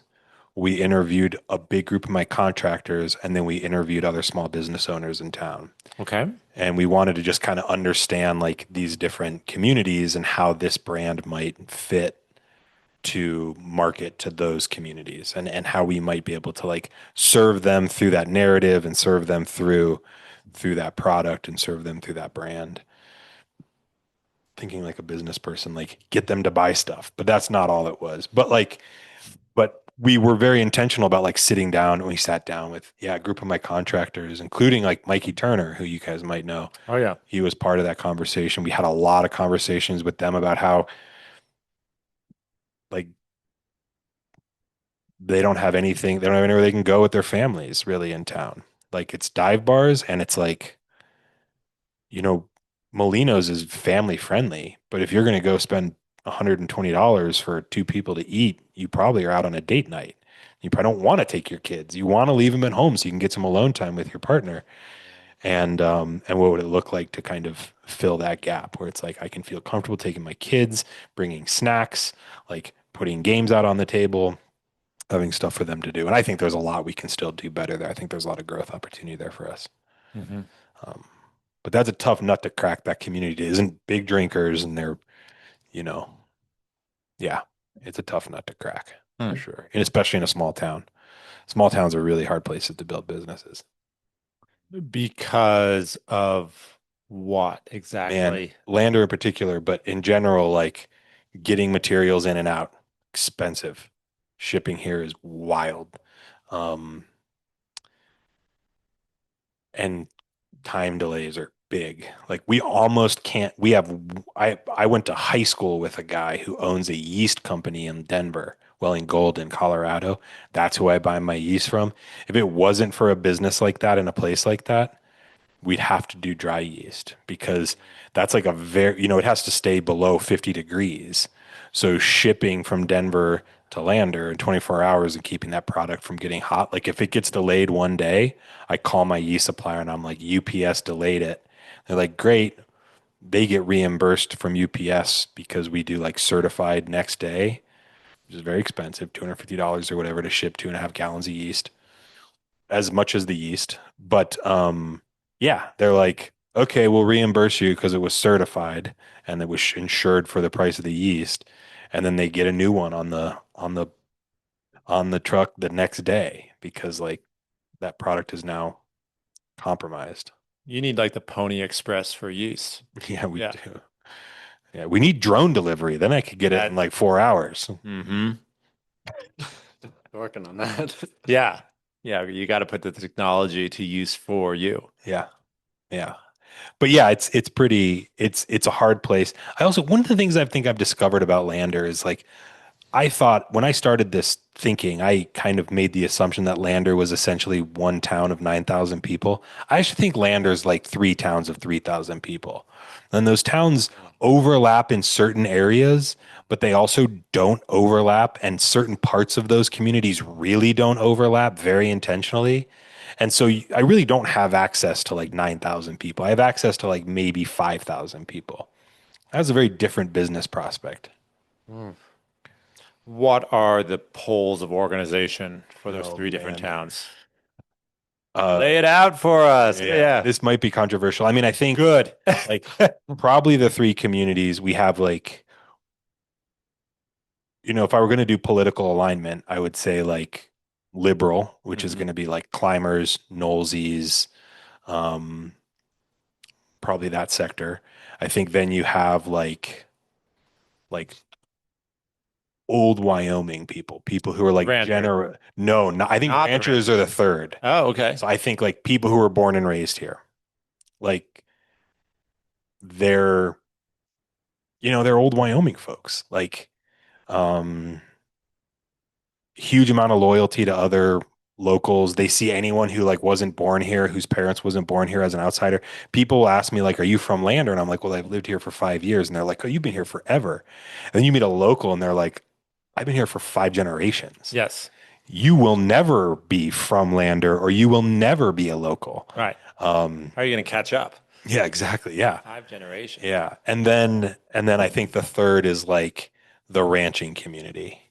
Um, maybe that like center right to center left, like conservation minded, like hard work is a huge value, Hmm. but they also come from like some sort of background, whether it's self-earned or given through family, that like has given them some sort of land, money, something that looks like privilege, I guess. I don't know if I'd go that far as to say that, but like they're not like, you know, they're not the guy who's like, yeah, like, I work at my dad's auto shop and like live in a trailer and like scrape by.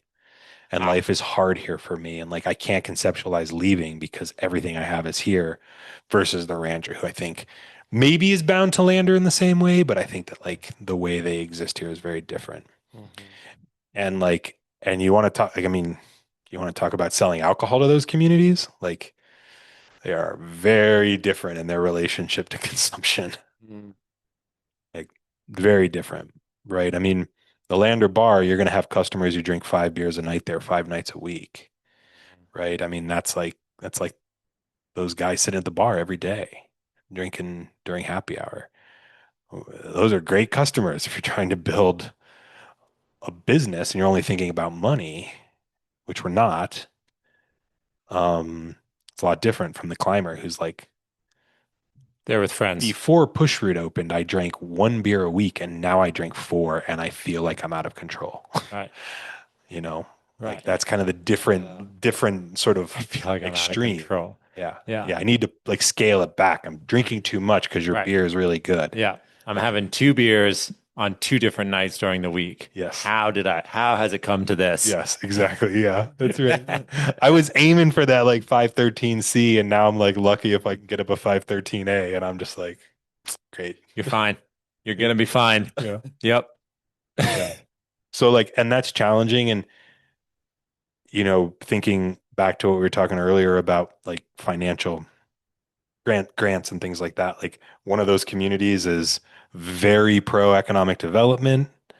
Two of those communities are generally pretty pro economic development. One of those communities is not. And so we get like held accountable for having taken grant money by one of those communities. Huh. It's the old locals. Ranchers are very used to tax money going into their business. Infrastructure and Yeah. that. Oh wait, the ranchers are used Yeah. to Yeah. money going into businesses. Yes. So they're actually pretty like, yeah. Yeah. Tax us and make Main Street a little bit more Yep. viable. Yep.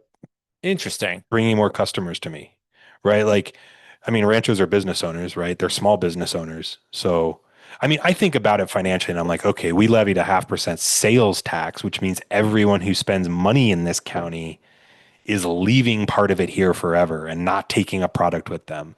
So when the Yellowstone tourist from Denver drives through Lander and buys, a new harness or, a bar of chocolate or a bottle of whiskey or comes and eats at your restaurant, whatever sales tax is left behind stays here and goes back into the community. Like, I can't think of a better way to pull money into your Money community. from the Yeah. outside world Directly into into your Fremont community. County. Yeah. Interesting. Yeah. Okay, but this is a great illustration of what you were just pointing out a few minutes ago. You immediately went to a story Yeah. of the Denver tour, the Yellowstone tourist. Yeah. Like, we hate people from Denver going to look at Yellowstone. Why? What's there to hate about them? But we can sort of happily accede to, well, they came through here and they left some of their money behind. Ha ha ha Yeah. ha. Yeah. Yeah. Yeah. Whether it's vindictive or not, like, Right, but immediately it's we good glom for us on as to a that community. narrative. Yeah. Yeah. Yeah. Yeah. It was, yeah. I mean, yeah, I understand the perspective that like public funding shouldn't be going to private businesses. I don't begrudge those people that perspective. I don't agree with it, but they're welcome to have that perspective. But it seems strange not to go to a business that took advantage of a financial opportunity. Like, I mean, how many of those same people are like saying things like, well, it's really great that so and so billionaire, like, if they're not paying taxes, it's the government's fault for letting the loophole exist. Like, they're just being good business people. Well, am I not just being a good business person by taking advantage of the financial resources that exist in my community? I There's see $1 your million point. in that fund, and the city council is like, we don't know what the hell we're going to do with this money because we're bound by law to spend it in very specific ways. We can't just do it differently. Yep. So, like, I mean, it's in County 10 every day. Yeah, if it's sitting there, you might as well use it. Yeah, Well, and Lander has struggled to have viable businesses historically. totally. I remember when I was a student, and so this was 15 years ago, people would raise concerns about the the Catholic college taking over Main Street, which even at the time, and man, I'm going to embroil myself here a little bit. Even at the time, I remember thinking a 25 to 33% of the storefronts on Lander need something in them, right? Lander has always struggled to have a full Main Street Mm-hmm. because so much does go to Lander, excuse me, go to Riverton. And so something like your brewery is that's the sort of business Lander will really rally behind, in my opinion. We're not we don't need another car dealership, especially not right on that part of Main Street. Uh, and general retail, quite frankly, normally goes to Riverton. Like, what else are we really going to have? Mhm. Yeah, I think about this a lot. I mean, I have a lot of friends who have left Lander because they're like, it's like, it's such a frustrating narrative because they'll say like, I used to, Lander's just not the town it was 10 years ago. And I'm like, I think you're not the person you were 10 years ago. Lander hasn't changed as much as you think, but like getting loaded at the LB on a Tuesday night and then being able to get up and go climb hard all day the next day is probably not something your 32-year-old body can do the way your 22-year-old body did. So like Yeah. you're nostalgic for a you that doesn't exist and you're taking it out on your town and like build something. Like make something cool. Like I mean, when I started this project, I had a 401k and an idea. I didn't have a bunch of money in savings. I didn't make a pile of money. Like I didn't have any investors. I'm the only business owner. Yep. Kayla and I, like, we don't have investors. I went into the bank and I was like, I've never done this before. But How this do is I what I build want this to do. business?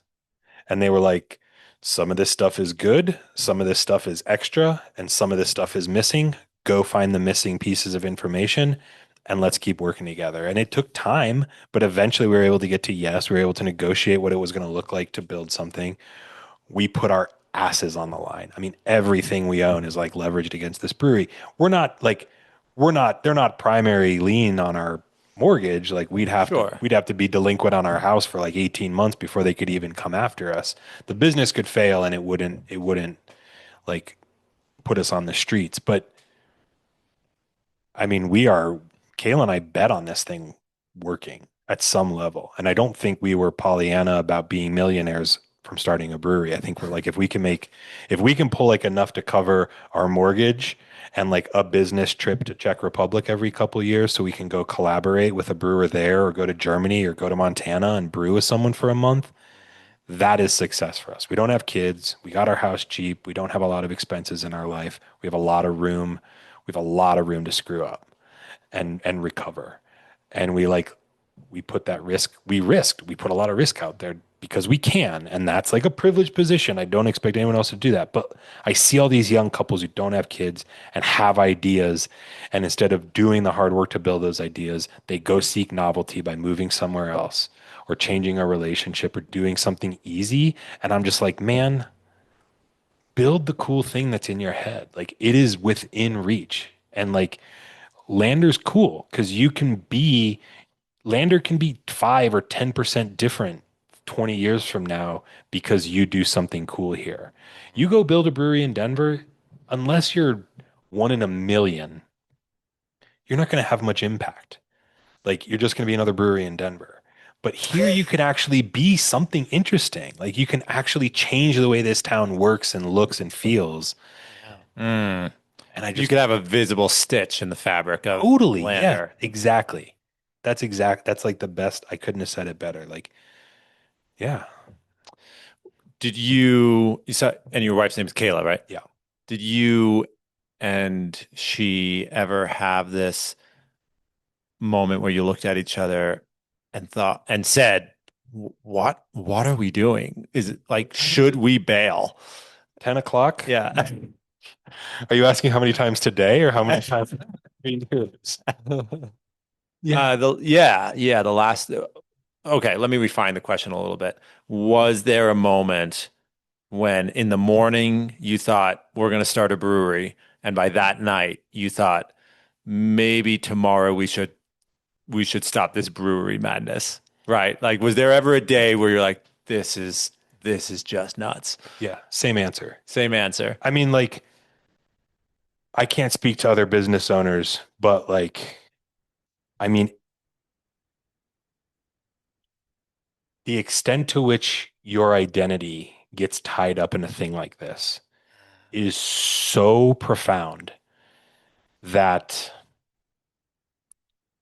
when we have a bad night, I feel like I'm personally being rejected by this community. And we have a good night, I feel like I'm personally being accepted. Right. And it is an emotional roller coaster. Right. So literally every time something doesn't go the way I think it's going to go, or we have a night that's worse than we hoped it would be, Hmm. or we have a night that's worse, that's better than we hoped it would be, Yep. we swing to one or other side of that spectrum. My gosh. It's like dating a town. It is like it is like dating a town. It is like having a child with a town. Like One that's night you're really what like, it's like. wow, we are a great couple. And the next night, Yeah. I can't believe we weren't divorced a year ago. Yeah. And I Wow. mean, I'll talk a little bit about like the last year of my life. I haven't really talked about this much, but this seems like a good place to talk about it because I don't think Hmm. anyone in the community knows about a lot of this stuff. But like the last year of Kayla's in my life has been like the year of death. Yeah. My brother was diagnosed with colon cancer last summer, Oh no. stage 4 terminal. Um, he is now cancer free as of like 12 weeks ago, but like the real heavily emotional work for him and those in his support network, which is predominantly like a couple of his friends, his wife, and then Kayla and I have like starts now. Like, you know, every 3 months, it's like scans, right? So it's just like every 3 months he's going in and being like, are they going to find cancer in me? Metastasize into his liver and into his lymph system. So I mean, no colon, 2/3 of his liver, many surgeries, ileostomy bag, just like completely different physical entity than he was a year ago. Jeez. Coming to realization as a family. Kayla's mom died last fall. Hmm. My grandfather died like 6 weeks ago. We have a Hmm. dog that's ready to die. I have not even like started to think about Oh, what that's going to Sort of mean. that But like, departure process. Yes. yeah, and those are all the things that come from the outside that have nothing to do with the choices we made. There's Hmm. a whole bunch of other like things in our lives that are complicated because of decisions we've made, but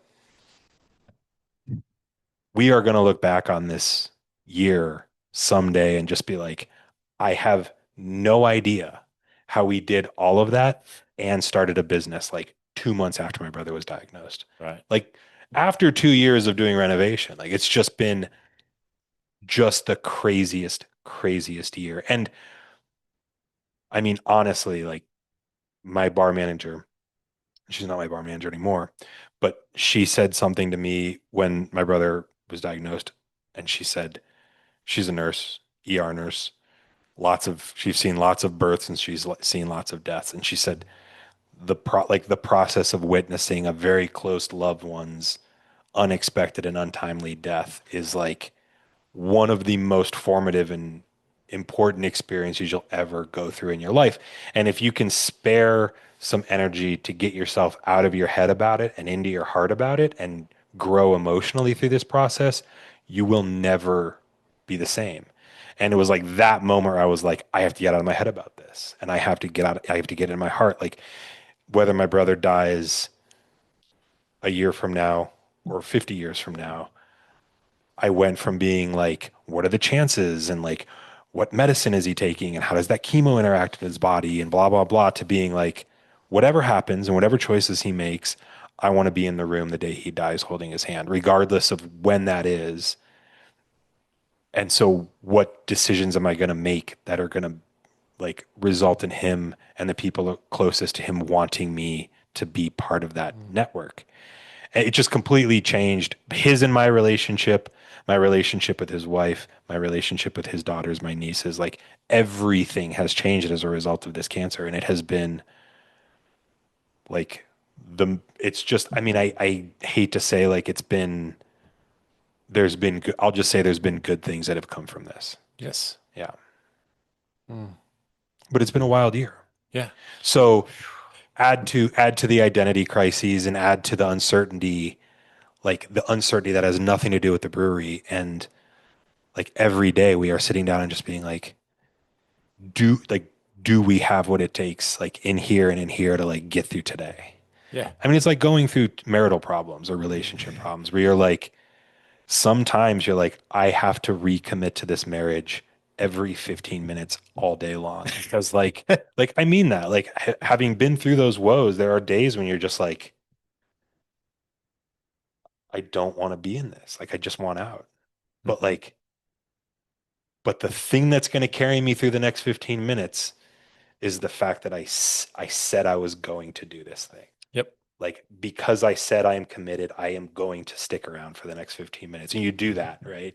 Yep. And then it becomes 30 minutes, then it becomes an hour, then it becomes a day, and then it becomes a week, and then it becomes a month. And sometimes you don't have to think about that recommitment for years at a time, but sometimes you have to think about it all the time just to stay.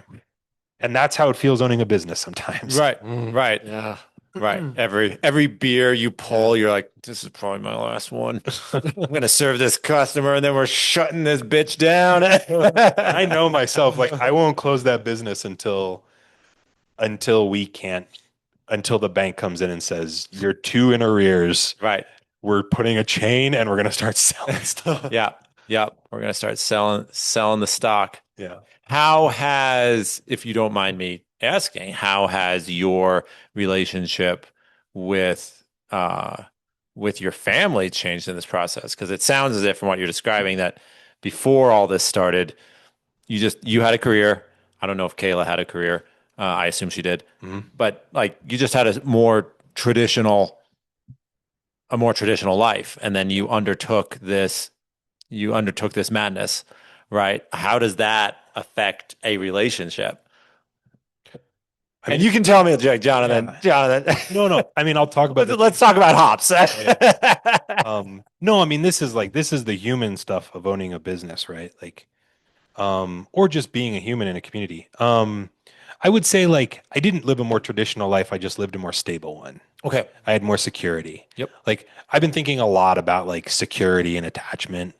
And I've been thinking about it in the context of like, how do we securely attach to our partners, but also like, how do we securely attach to our community and our work and our environment? And like some of the ways you might securely attach to your environment or to yourself is like, I'm going to hunt my own food, or I'm going to grow my own food, or I'm only going to buy things that are, sourced in certain places. Like, these might be elements of how we do that as an example.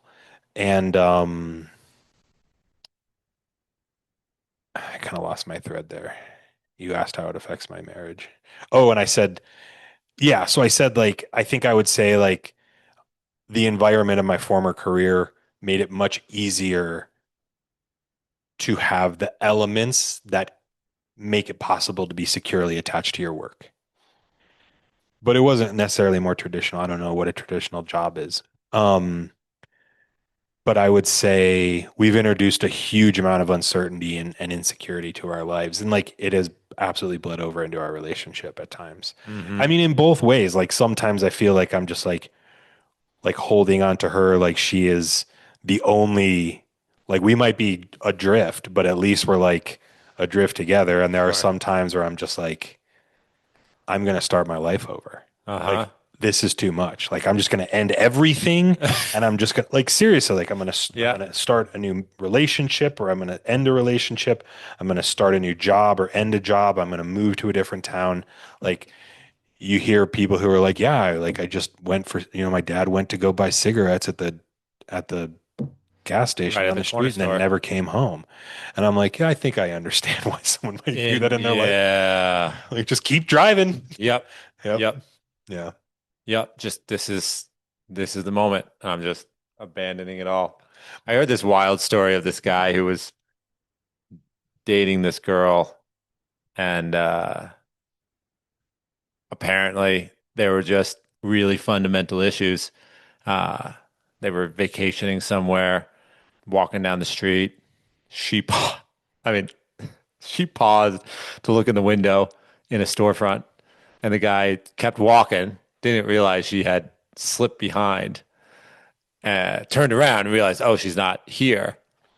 And as the story goes, booked it back to the hotel, dropped $500 in cash on the bed, checked out, didn't check out, but gathered all his stuff, booked it to the airport, flew home, blocked her number. Like this was his tiny little wedge in order to create that separation. But sort of to your point, it's like I was looking for that moment. Say what? You think that guy had just been looking for that moment for months? He's like, she never leaves me alone. Yeah. Like literally, I don't get a second where she's not watching me. And I had my window and I took it.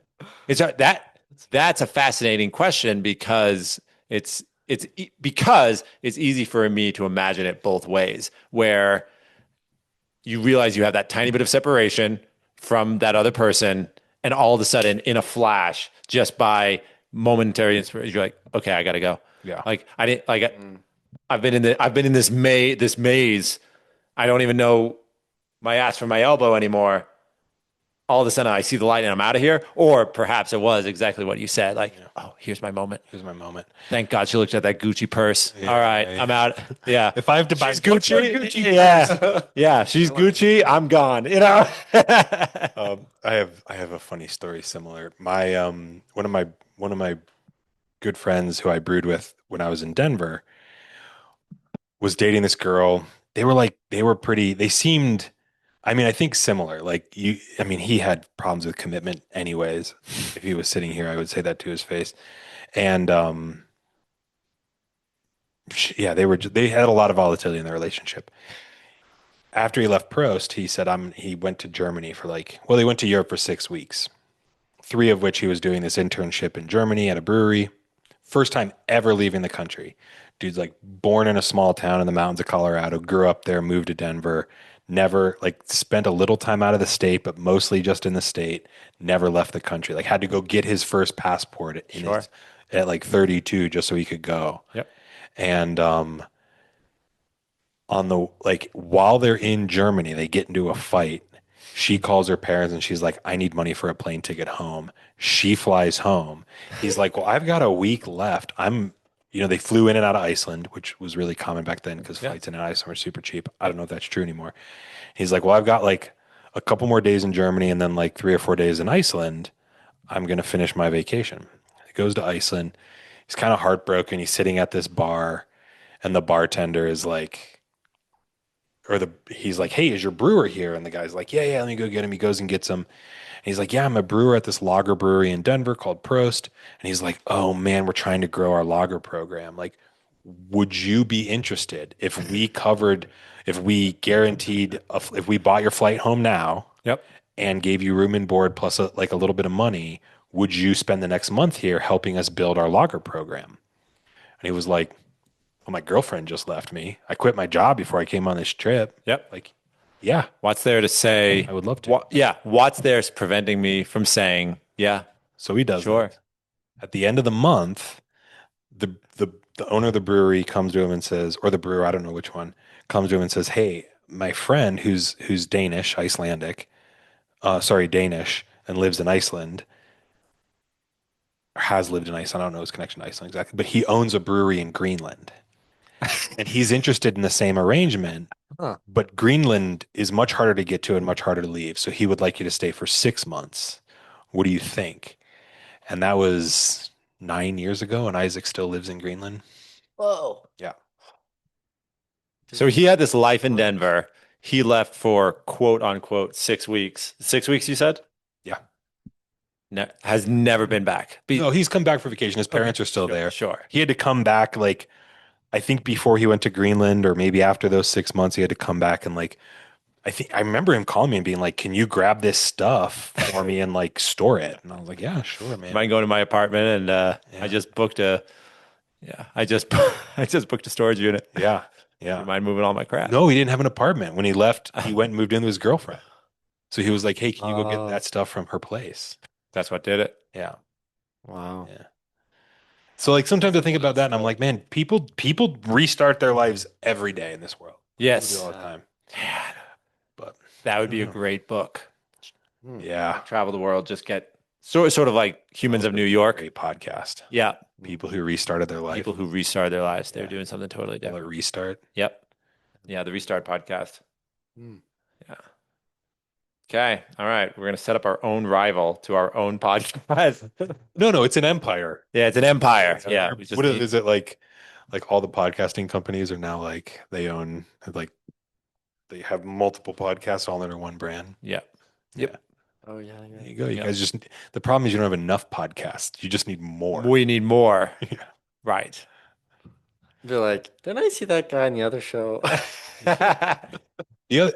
I want to also say, as we're on this topic, I have never been so motivated to work 100 hours a week for like 3 years straight Hmm.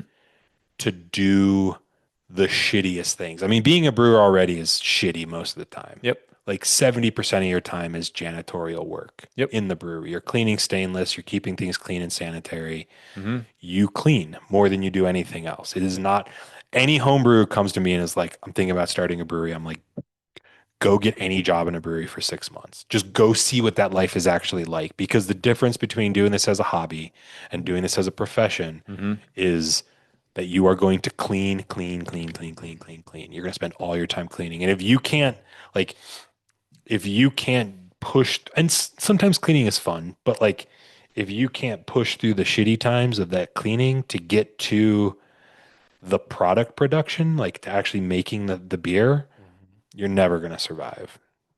You're going to burn out so quick. And I think this is part of the reason we're seeing so many brewery closures is because so like I know the The pattern. I know day the and the day. path. Well, yeah. What's okay? Lay it out. Yeah, so I think the path, I'm pretty sure the path is like brewer opens a brewery, oftentimes with a couple other owners. So you've Okay. got three people who are like all trying to make 50 grand a year out of this brewery. And then the brewer is like, this is killing me. Like physically, it's destructive to my body. Like I'm not enjoying all the cleaning. The job of being a professional brewer after 2 years is no longer any fun to me. I am going to hire a brewer. So then they hire a brewer. So now they're adding like another payroll. Yep. And now they're like, I need to sell more. So then they go to a distributor and they say, hey, distributor, we need to sell more beer. The distributor comes in and says, great, we have market gaps in the IPA category and the hazy IPA category and the double IPA category and the Uh, pale ale category and the Australian pale ale category. And you're like, I'm not an IPA brewer. Crap. Okay, I guess I'm going to brew beer that I don't like anymore because I have to fill this distributor gap. And then distribution grows and the tap room shrinks and their profit margins go down. So they're growing volume. volume and they're growing revenue, but they're shrinking profit. Because your distributor is selling it instead of $7 at the bar, it's $12 for a 6 pack in the store. $6 for a 6 pack is what a wholesaler will pay you. Uh, so you have to provide like 6 times the amount of beer for the same dollar amount. Yeah. I mean, any brewery my side that size that is distributing cans, which we are going to do a little bit of Mm-hmm. it is there, it's either out of desperation Mm-hmm. or it is a marketing tool. And so for us, it's like if we can get a small amount of our product in Riverton and in DuBois and maybe in Jackson, maybe we can pull some tourism into Lander. And also, I have an idea about opening another brewery in another town in Wyoming. So we're going to distribute a little bit there just to see how our product does, to see if there's like any interest in that product. Okay. So you got to Costco up in terms of just lots of volume, low margins. But if you're like in that uncomfortable space where you're not really scaled to produce that amount of product, you're killing yourself trying to keep up with the volume demand Yep. while And not really collecting that much per yeah, bottle. I mean, for our canned product, we don't, unless we sell it in the tap room, Mhm. we don't make any money on this through a distributor.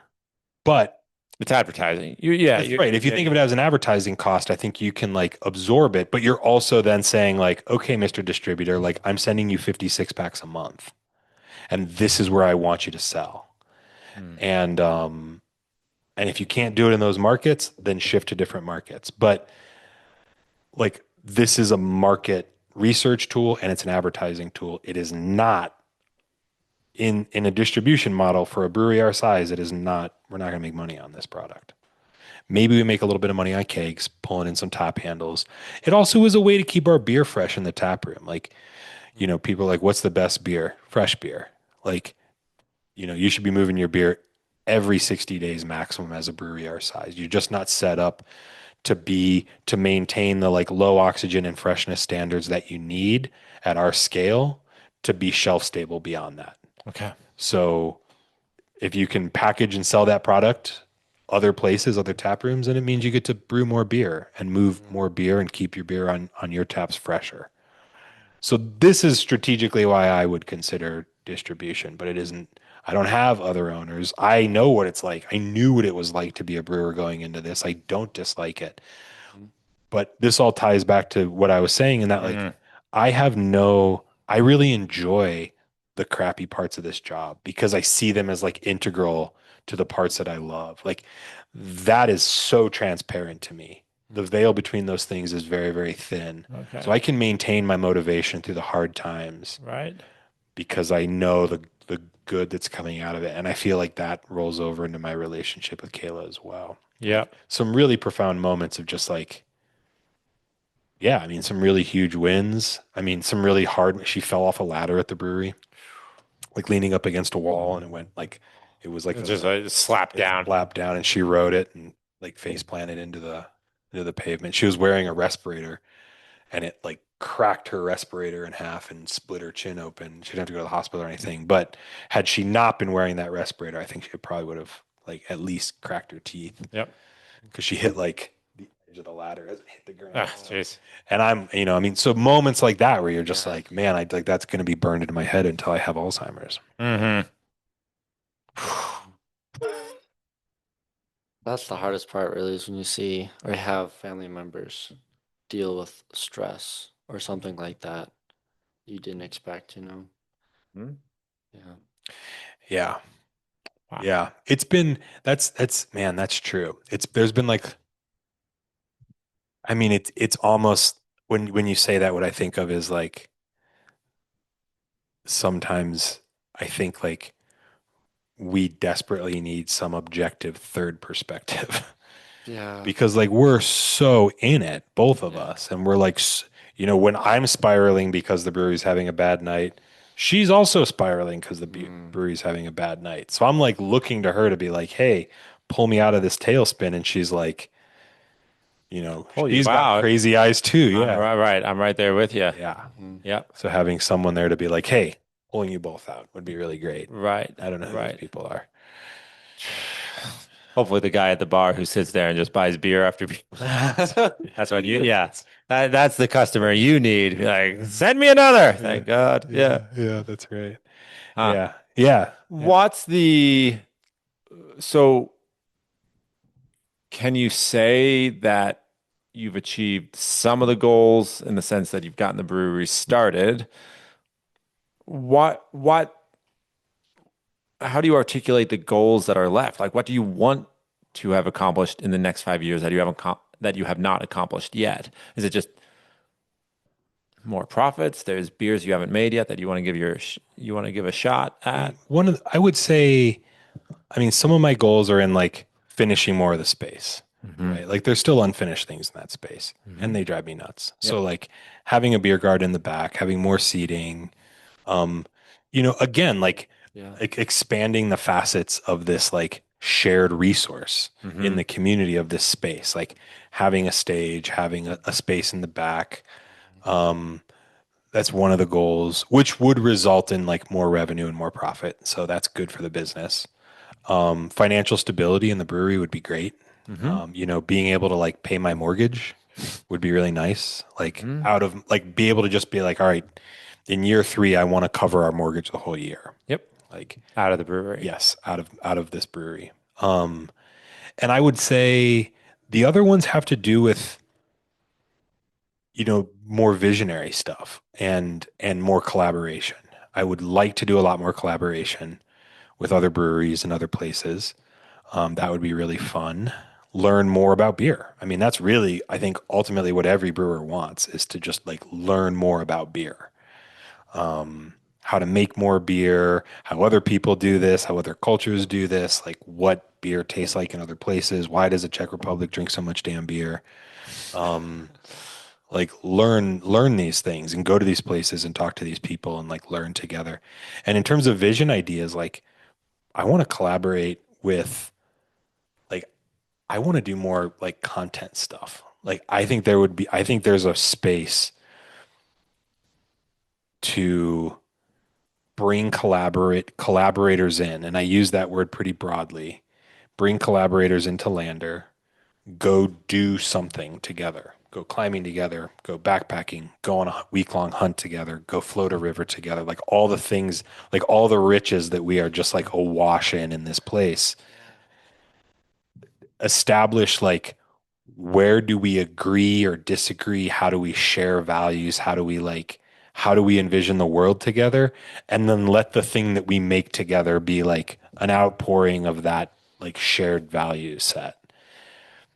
And throughout all of that, create a podcast, create a YouTube video, like create some kind of content that shares that collaborative journey with the broader world. And, I could see that going in the direction of like even partnerships with places like Meat Eater or Kafaru or Maven, like these outdoor companies where we're partnering with them and like doing these things together. And maybe it's like a hunter, a brewer, and a chef all go into the backcountry for a week. And then like we That'd be come out and cool. we do like a collaborative, like, you know, game-based meal with like a beer that we brew together, all like in the community, like something like that. Like the collaboration doesn't have to be hemmed into like just making a beer together. Like I think the scope could be really interesting.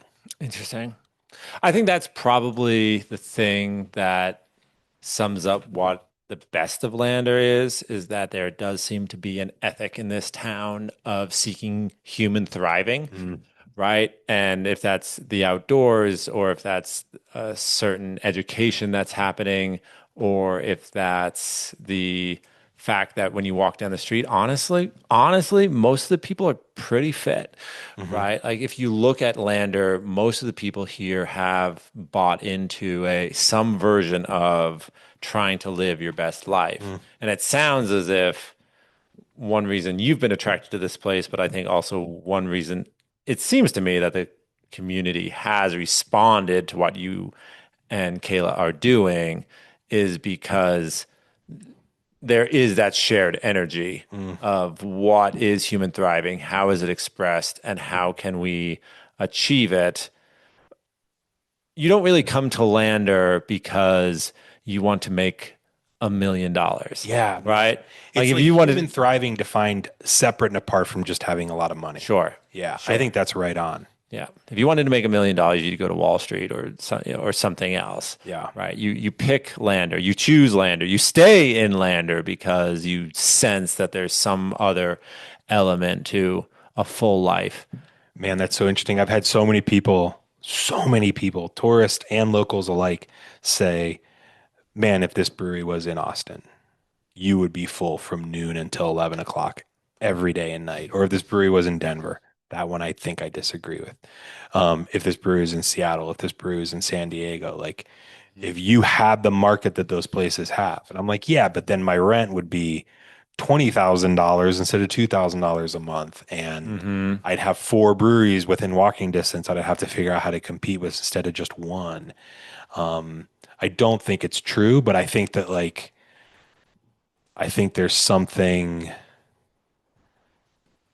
I think there's something kind of to what you say, and that like building businesses, living in and raising families in a place like Lander requires some kind of different set of priorities than just like maximizing my monetary value or my economic value in the Hmm. world. Hmm. Yeah. Yeah. Who was it? Was it Chris Williamson was talking to a guest on his podcast? He said you can choose to pursue one of three things in your life. Fuck you, money. Fuck you, freedom. Or fuck you, family. Mm. Yeah.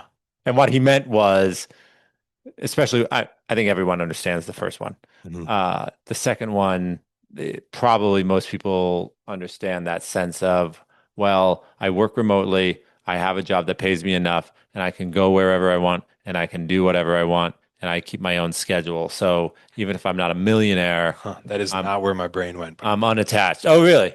Yeah, my brain went to like the hermit, like the Oh. person who is like has like knows that it's not in like knowing your upper limit, it's in knowing your lower limit. Like they've simplified their lives so far down that they don't everything they get to pursue is because they want to, not because they need to.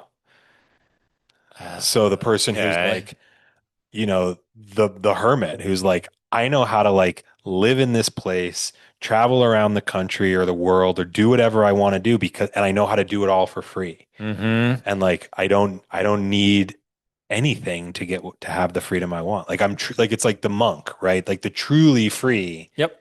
Yeah. Yeah. My expenses are zero. Yes. So what claim does anyone have on me? Yes. Interesting. Okay. Yeah. Yeah. Freedom that you can't put a price on. Yeah. But I think Lander, to some degree, has that third one where either my family or my community, my group of friends, like I'm so secure Mm, in those things that why I don't really have to worry about the concerns of the world because I know that there are people around me who mm. really do have my back. And I think there's something in Lander on along that axis Man, that is that true. people respond to. Yep. That is true. The amount of times my friends will reach out and be like, "Hey, I know you didn't hunt this fall. Do you need half an elk?" Mm-hmm. It's like, yes, our freezer is empty. We need meat. Or like people just be like, "Hey, we're having a barbecue. Like, get out of there. Yep. Come over. Like right now, just come over." And we're like, "We don't have anything." They're like, "You have beer? Bring a 4 pack. Come over." You're good. Yeah, Yep. yeah. Yep. Or like, what do you need? Like, I'll show up at your bar if you need a bartender. I mean, my dad's there right now, like helping Kayla cook chicken. Yep. Like, just like whatever you need, like whatever it is, I'll do it. Yep. Yep. Um, That's yeah, right. yeah. Yeah. I think that's real. Do we have time? Can I ask about the hunting? Do you have to get going? Sure. No, What's we your have time. okay? I've heard through the grapevine that you've pursued hunting to a degree that most people haven't, specifically bow hunting. Man, in a weird way, that's maybe true. Okay. I don't know. I'd be so curious to know who you heard that from. I mean, 2020 and 2021 were really hard years, like just for me personally. And hunting was like the thing that kept me sane. Okay. And I was working remotely, and it was 2020 and 2021. So the company was like, Everyone was working yeah, yeah, remotely. yeah. Everyone was working remotely, but they were also like, look, make sure you're taken care of, right? Like no one was like checking every minute on your time clock, and I took full advantage of that. Yep. And I kind of knew I was leaving, and like I was kind of counting the days down a Mm. little bit at Johns Hopkins. So I was like, I'm not going to let this job get in the way of my life. Um, so for those 2 years, I hunted like constantly. Just spent so much time in the backcountry, and in particular, got really into hunting black bears with my bow, spot and stalking black bears with my bow. Mostly inspired by a friend of mine, Dylan, who you guys know, who's Mm. like a good bow hunter, and he was like, "You can absolutely kill a black bear with a bow. Like, you just go shoot it with a bow." And I was like, "Okay, So simple, man. And just go shoot it. yeah." Yeah. And then I got to hunt a lot with my friend Jaden, and we spent a lot of time mostly chasing black bears, Okay. and they're really hard. Okay. You're tracking, you're stalking. Less tracking, more stalking, like spot and stalk. So you're Okay. like sitting and looking, Hmm. hoping that you see something, and then Yep. pursuing. As I got better at it, spent more time calling too. Like Ah. bears in the spring are very callable. In fact, they're callable enough that if you're in grizzly country, you have to be really careful about calling because you'll get a really fired up grizzly bear come tearing into your call.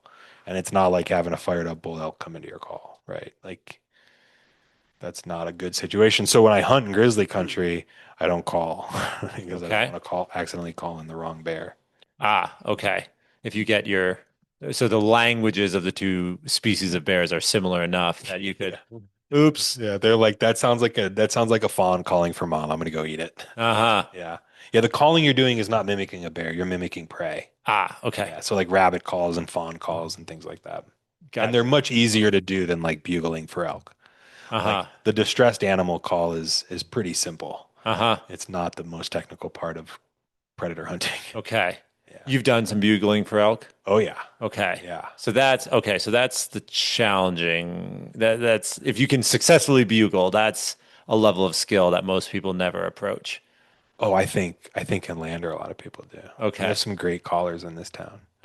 But yeah, that's practice. You want to learn how to, every time you get in your car, actually, if you sit on Zoom calls, Uh-huh. put yourself on silent, practice your calling. Calling. That's what Well, I got good that's at. the way to pass the time. That's when I got good at calling. Mute and Yep. Yep. Yeah. And hang out with people who are really good. hmm I think most of being a good elk caller, once you get like the embouchure, once you get like the shape of the mouth down right, it's mostly about like feeling embarrassed. Because like it's loud and you're probably going to screw it up and it's going to squeak and it's going to be like embarrassing. hmm So just get over your ego. Right. Like probably pretty critical to being a good elk caller. Yeah. And be willing to blow some calls. Like, yeah, I think that's the other thing is like when you're outside, everyone's afraid they're if I start calling, I'm going to screw this up and we're going to blow an opportunity in elk. And I think hunt with people who are okay with that happening and then just accept that it's going to happen. Right. And don't Shoot. So it's kind of like learning a new language. I think so. Right. It reminds Like, me. what do It they reminds me of always like learning an instrument. Is what Okay. it always reminds me of. What do they say? You're not going to learn if you don't mess up. Yeah. You just got to dive in. Yeah. Knowing that you're going to mess up. Yeah. But if you spend all your time trying to not mess up, you're not going to get better. Yeah. Interesting. That's right. And then in the last 2 years, it's been a pile of bird hunting. Just because we don't have time. Neither Kayla and Kayla's also a hunter. hmm Neither of us have time to go outside for 2 weeks together or Yeah. even a few days. Yep. But we can get out like on a Saturday from, first light until 10 o'clock in the morning and shoot, 6 birds between the two of us and still go work a full day or be back at the brewery by 11. Gotcha. So for the last couple of years, we've bird hunted, I don't know, a big grip of days hmm this season and are doing more of that every year. She got a dog 2 years ago. Like our dog was really my dog from a hunting perspective. She was half short hair, half lab. Tends to be a little bit more of a one owner kind of dog. And so once we started bird hunting together, she was like, Citra doesn't listen to me.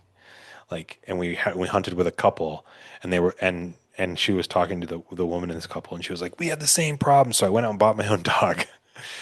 Because like his dog wouldn't listen to me. I couldn't hunt without him there. And even when we were there, it was always incidental. If that dog flushed a bird, it was always because he was doing it for him, not for me. And I got a shot or whatever.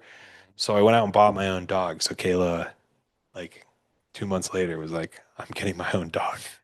So she did. And now we have like a 12-year-old who is like, yeah, not gonna make it to her next birthday. And Oh, really? Okay, this is it. yeah, this is it. And then the little one, Simcoe, who's 100% lab, and she will hunt with anybody. Like, Oh, that's cool. yeah, and she is. It's so interesting. Like the joke is that you train short hairs with a 2x4 and you train a lab with a newspaper.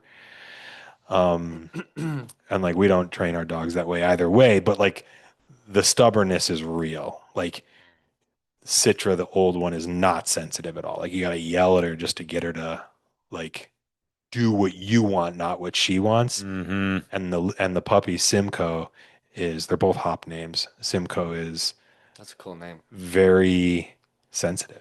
Like if you're getting frustrated in the field, she picks up on it and she shuts down. Yep. So like it's been a good practice in staying positive while Yep. you're hunting and struggling out there.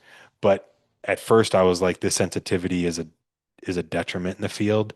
And I've really come to see it as an asset. Like that dog hunts chucker, she hunts pheasant, she is a duck machine. hmm As long as the psych is there, man, she'll do anything. Right. That's really cool. Yeah. Yeah, but it's a difference in like a performance car where you flick the wheel a tiny bit, right? Versus like I remember this. I remember being on my friend's ranch in like a '79 Chevy pickup, and like like you turn the wheel like this, nothing, like just like Yeah. okay, I guess we got to crank it another whole turn, Yeah. just to make this gradual arc through the field, right? Like no power steering. yeah, no power steering. Exactly. The thing was essentially mute, right? Unless you were just cranking on it. Yeah. But on the other hand, But naturally, the older dog is a better hunter. okay, Like her instinct is crazy strong. She knew how to hunt on her own. Like with Simcoe, it's about Kayla and I learning how to hunt with this dog, Hmm. like hunt together with this dog. Yep. With the old dog Citra, I'm just there on the ride. She's like, I'll find it, I'll do everything. You just shoot it. You Like shoot it. you do your part, I'll do the rest. Which oftentimes meant like hunting brush line. We have a friend who lives north of Cody who has like a ranch and we hunt a lot out there. And I'll go hunt with Citra, just the two of us, or I used to, and would like run these brush lines along the river. And she is like, just like onto the next one, onto the next one, onto the next one, onto the next one. And then when there's a bird in one, she's like fixated, right? She comes out with eyes are bloody and she's got blood streaked through her fur. She's climbing around in this greasewood and sure as shit, a bird comes ripping out of there every time she stops. So she just knows. But you're like jogging to keep up with her pace. You're just along for the ride. Huh. So like instinctually or hunting, she's a terror. Like Gotcha. had we hunted with her whole life, I can't imagine what a dog she would have been. But I'm really fortunate that we got to spend a couple years hunting with her pretty hard. Pretty hard. What's the, I mean, they don't eat the bird. So like what reward are they getting out of flushing the bird out? I They're mean, just bred for retrieving it, it. retrieving Yeah, it. yeah. I mean, Okay. like, or like flushing it. Like it's interesting. We're hunting with our friend Matt, who got a purebred short hair, and we hunt with Simcoe together, and they're a great pair because the short hair range is 300 yards, and like gets on a covey of chucker, and then like sets them. But he's so dainty. Like, I noticed this even in our two dogs, like Citra, when she's on the bed, she's like very careful not to step on us. And Simcoe is just like stomps onto the bed, stepping on our faces, like throwing her head into us, just plopping down on top of you. The least dainty dog ever. And you see, like, oh, this behavior has an impact out in the field. Like, this pointer is able to get into a group of like a covey of chucker in, waist high sage because he steps very daintily. And then you get close and you're like, all right, Smokey, like flush. And he can't get the birds to flush because he doesn't know how to like go into tear through the sage mode. But Simcoe, who doesn't range at 300 yards, she ranges at 30. She just swims through the sage, like just barrels through it. And those birds flush like crazy. So we have this pointer who finds, points, and sets. And then we show up, like the group of hunters and Simcoe show up, 2 minutes later, a minute later, and Simcoe flushes the birds. We shoot them, and then Simcoe also is a better retriever. She finds and brings them to hand. So like it's this really great team, but you watch this process link up where like you go out, training your dog to hunt well. You can send them off to a really good trainer, or you could just accept the fact that the first season of hunting, you're just not going to kill much because you're like going out, the dog ranges 800 yards, flushes a bunch of birds. You're just like, oh, like he just learned that he doesn't get a bird if I'm not there. So then he ranges. It's like it's his learning process where you see him learning like, oh, if I stay closer, then then the hunter gets to kill a bird or has a higher chance of killing a bird. And like linking that together, the like find, flush, shoot, retrieve cycle is like deeply rewarding for these animals because we have bred that into them. Sure. And once they start to figure out like, oh, these are the things I have to do to make that cycle happen consistently, it's remarkable how quickly they hone in on the right behaviors and stop doing the wrong ones. Hmm. But you're going to have some really frustrating hunts where your dog flushes, a covey Way of too 30 early. stage grouse at, yeah, 800 yards. And you're like, great, we're never going to get to shoot those birds. So, Yep. Yep. but Wow. yeah, Yeah, it's like training a new employee. Like, yeah, you're going to be helpful someday. yeah, Right now, you're making me half as effective. yeah, that's right. Wow. I'm very curious about the stalking of black bears. I mean, Yeah. uh, so you're getting into an area, uh, calling it in or waiting for the bear to come to that area, Typically, I'm seeing it first. seeing it. On my glassing or looking in areas where I expect to see a bear. Yep. I think it's the most frustrating thing about bear hunting is, in a season of hunting, you might see three bears and you might have one good stalk. Mm-hmm. And if you don't make it happen on that one stalk, like Yeah. Whereas elk hunting, like how many elk does the average hunter see in a season? Hundreds. And so like, man, I've spent a lot of days sitting on a ridge line for 14 hours straight and seeing not a single black bear in a full day and just like hoping that it was going to walk out. Uh-huh. Like knowing, okay, I think this is good habitat, or I know that there's a bear here, or I've seen sign of a bear here. I know there's one in the area. I'm hoping it's going to come in, and then like it doesn't. You sit there, you sit there all day, and like you spend all day just feeling your anxiety rise as the wind just like buffets the shit out of you on this ridge line, and the mosquitoes start eating you, and you're just like, Why am I here? yeah, yeah, a lot of audiobooks. Yeah. Yeah. Right. Yeah, because I guess you're not always going to the areas where you just, oh, I'm going to get this great mountain view, or I'm going to go up to this alpine lake. Like you might be in an area that's, yeah, you're outside, you're in the wilderness, but maybe it's not particularly rewarding as a nature spot. Yeah. Even if it is, man, the wind gets to me. Like Mm, sometimes I'm just like, man, this wind is like making me crazy. right. Like I got to put something in my ears. Yep. Yep. Okay, so then you see that bear, and then you are following it in a way that you're trying to not let it notice you, but you're trying to close distance. Yeah, you're generally, I mean, it's at that point, it's very like once you find a bear, Hmm. other than like the behaviors are very different, that stock is then similar to getting on an elk, right? You're like, you're obeying mostly the same things. Big difference being bears see worse than we do. They hear a little better than we do, but they smell better than just about anything out there. So like the things like I had this stalk happened up in like the Moran Junction area. Do you know where that is? Yeah. So like, do you know where that is? So like north of like Freak Mountain or like Wolf Point, like Oh, okay. up towards Loop Road from there. Yeah. And this is how I feel like this is how bear hunting goes. I'm like walking along this fire road, which is heavily used in the fall by ranchers, but in the springtime when you're hunting bears, nothing up there.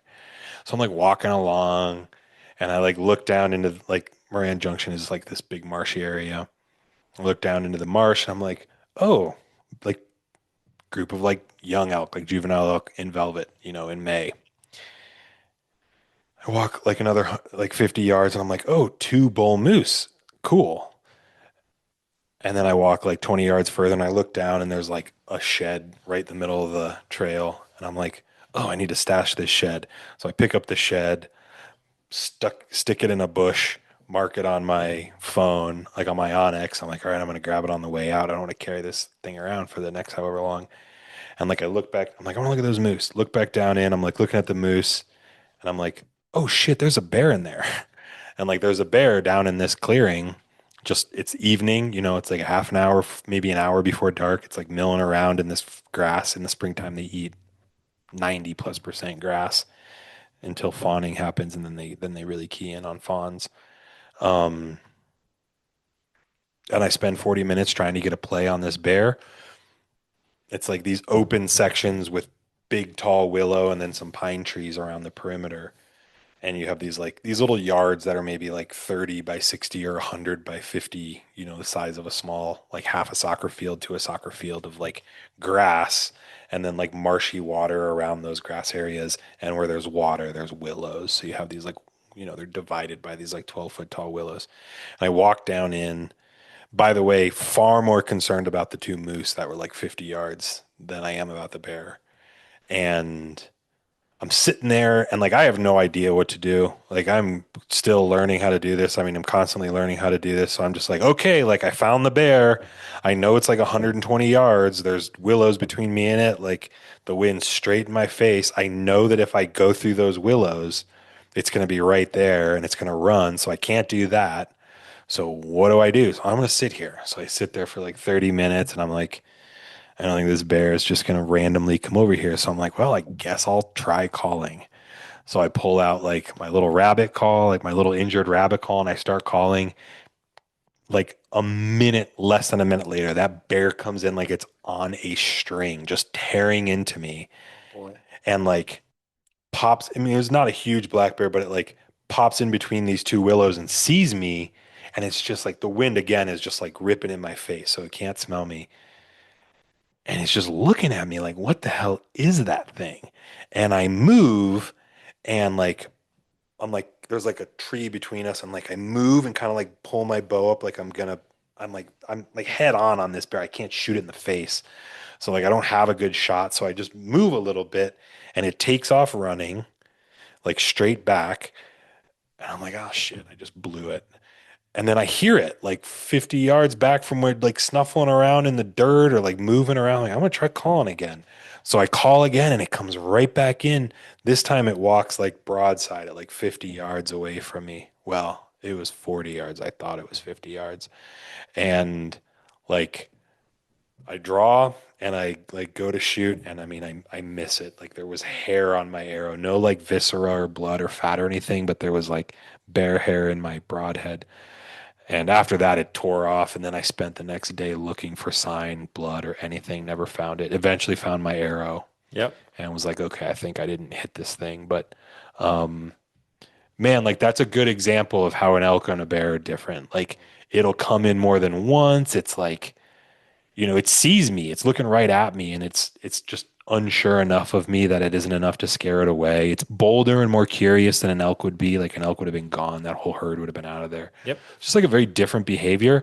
But the whole like once you spot it up until you actually get close enough to make a shot, it's a very it's very similar to how you hunt elk. Mm-hmm.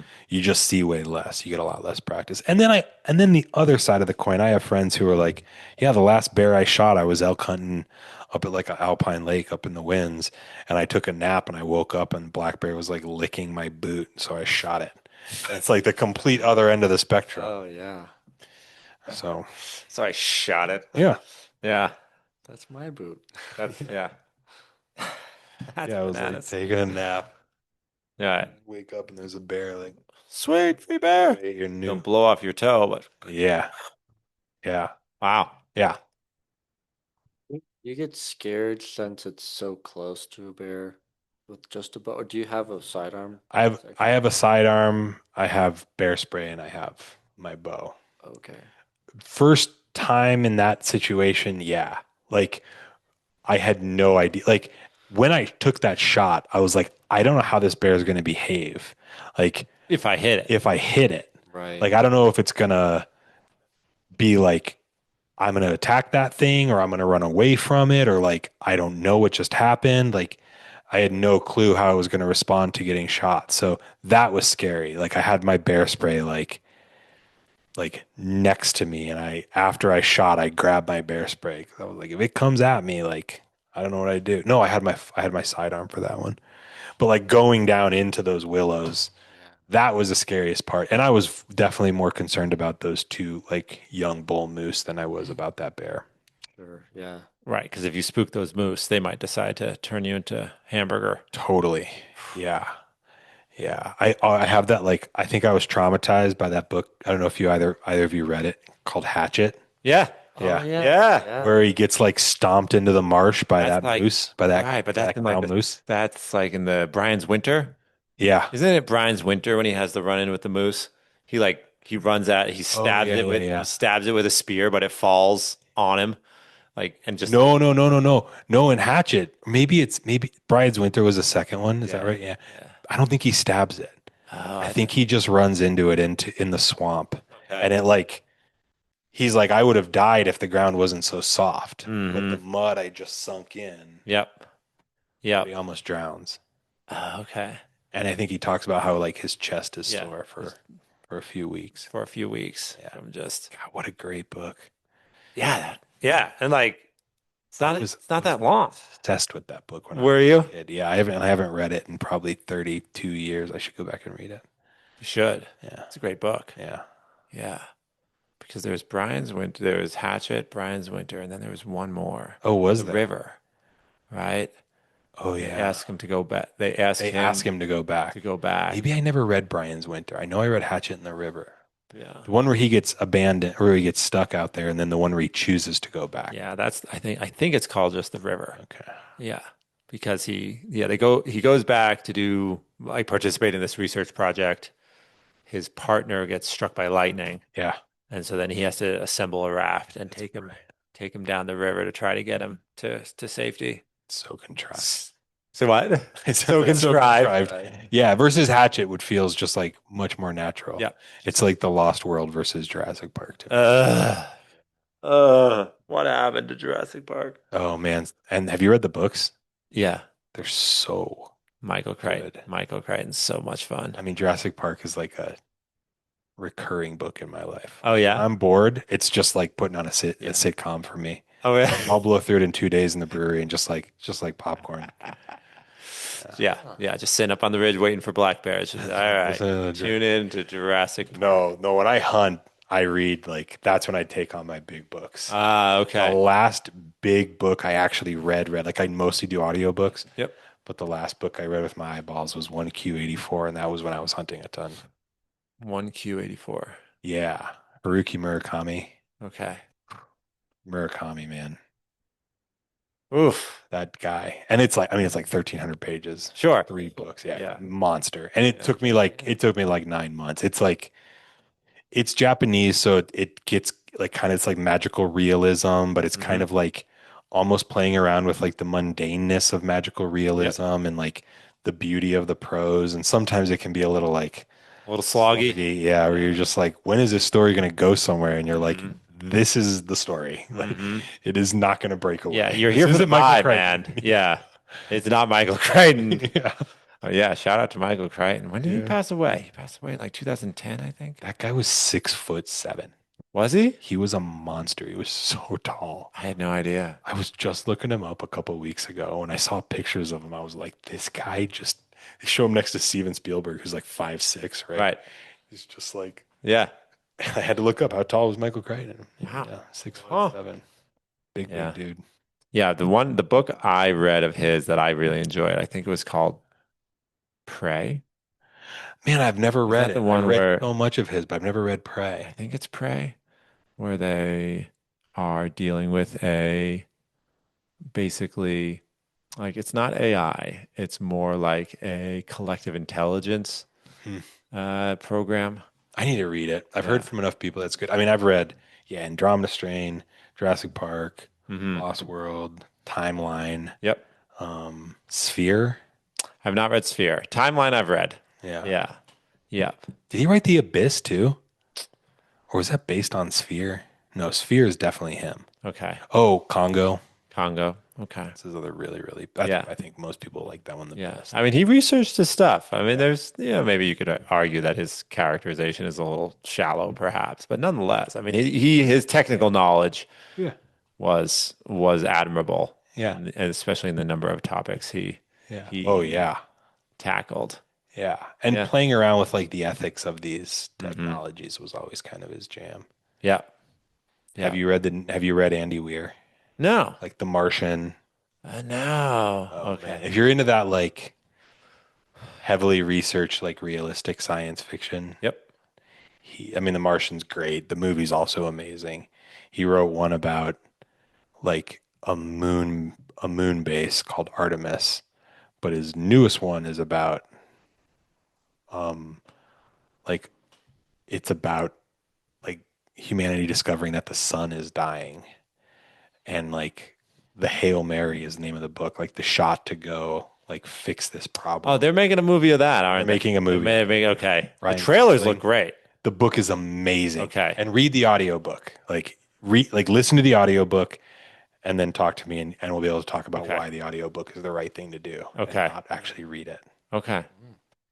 That's Well, yeah. yeah. That's what we'll have to do. Yeah. Which is a great segue to say that although we're out of time now, we will have to have you back to Yeah. Sounds good. discuss more. Yeah. So sorry that we have to do this podcast at night. So we're just naturally constrained by time, but this was a fun one. Yeah. I'm a night guy. Yeah. Thanks so much for coming on. Yeah. I will never drink a lager with the same passivity again. No, passively drink it. Passively. Okay. Right. Right. I also want my people to drink It's beer the and Butler bitches. beer. Yeah. Right. It's there. Play It's beer pong with but it doesn't need to be noticed.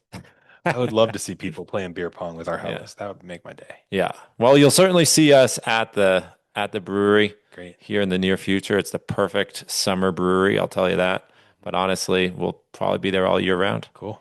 Yeah. Yeah, Yeah. And hopefully maybe we can get on hunt together this fall. that'd be awesome. We're trying to make that a part of your life. Yeah, yeah. Great. I'm stoked. Great. Thanks, man. Yeah. Good Thanks to so have you. much, both of you. I appreciate you both.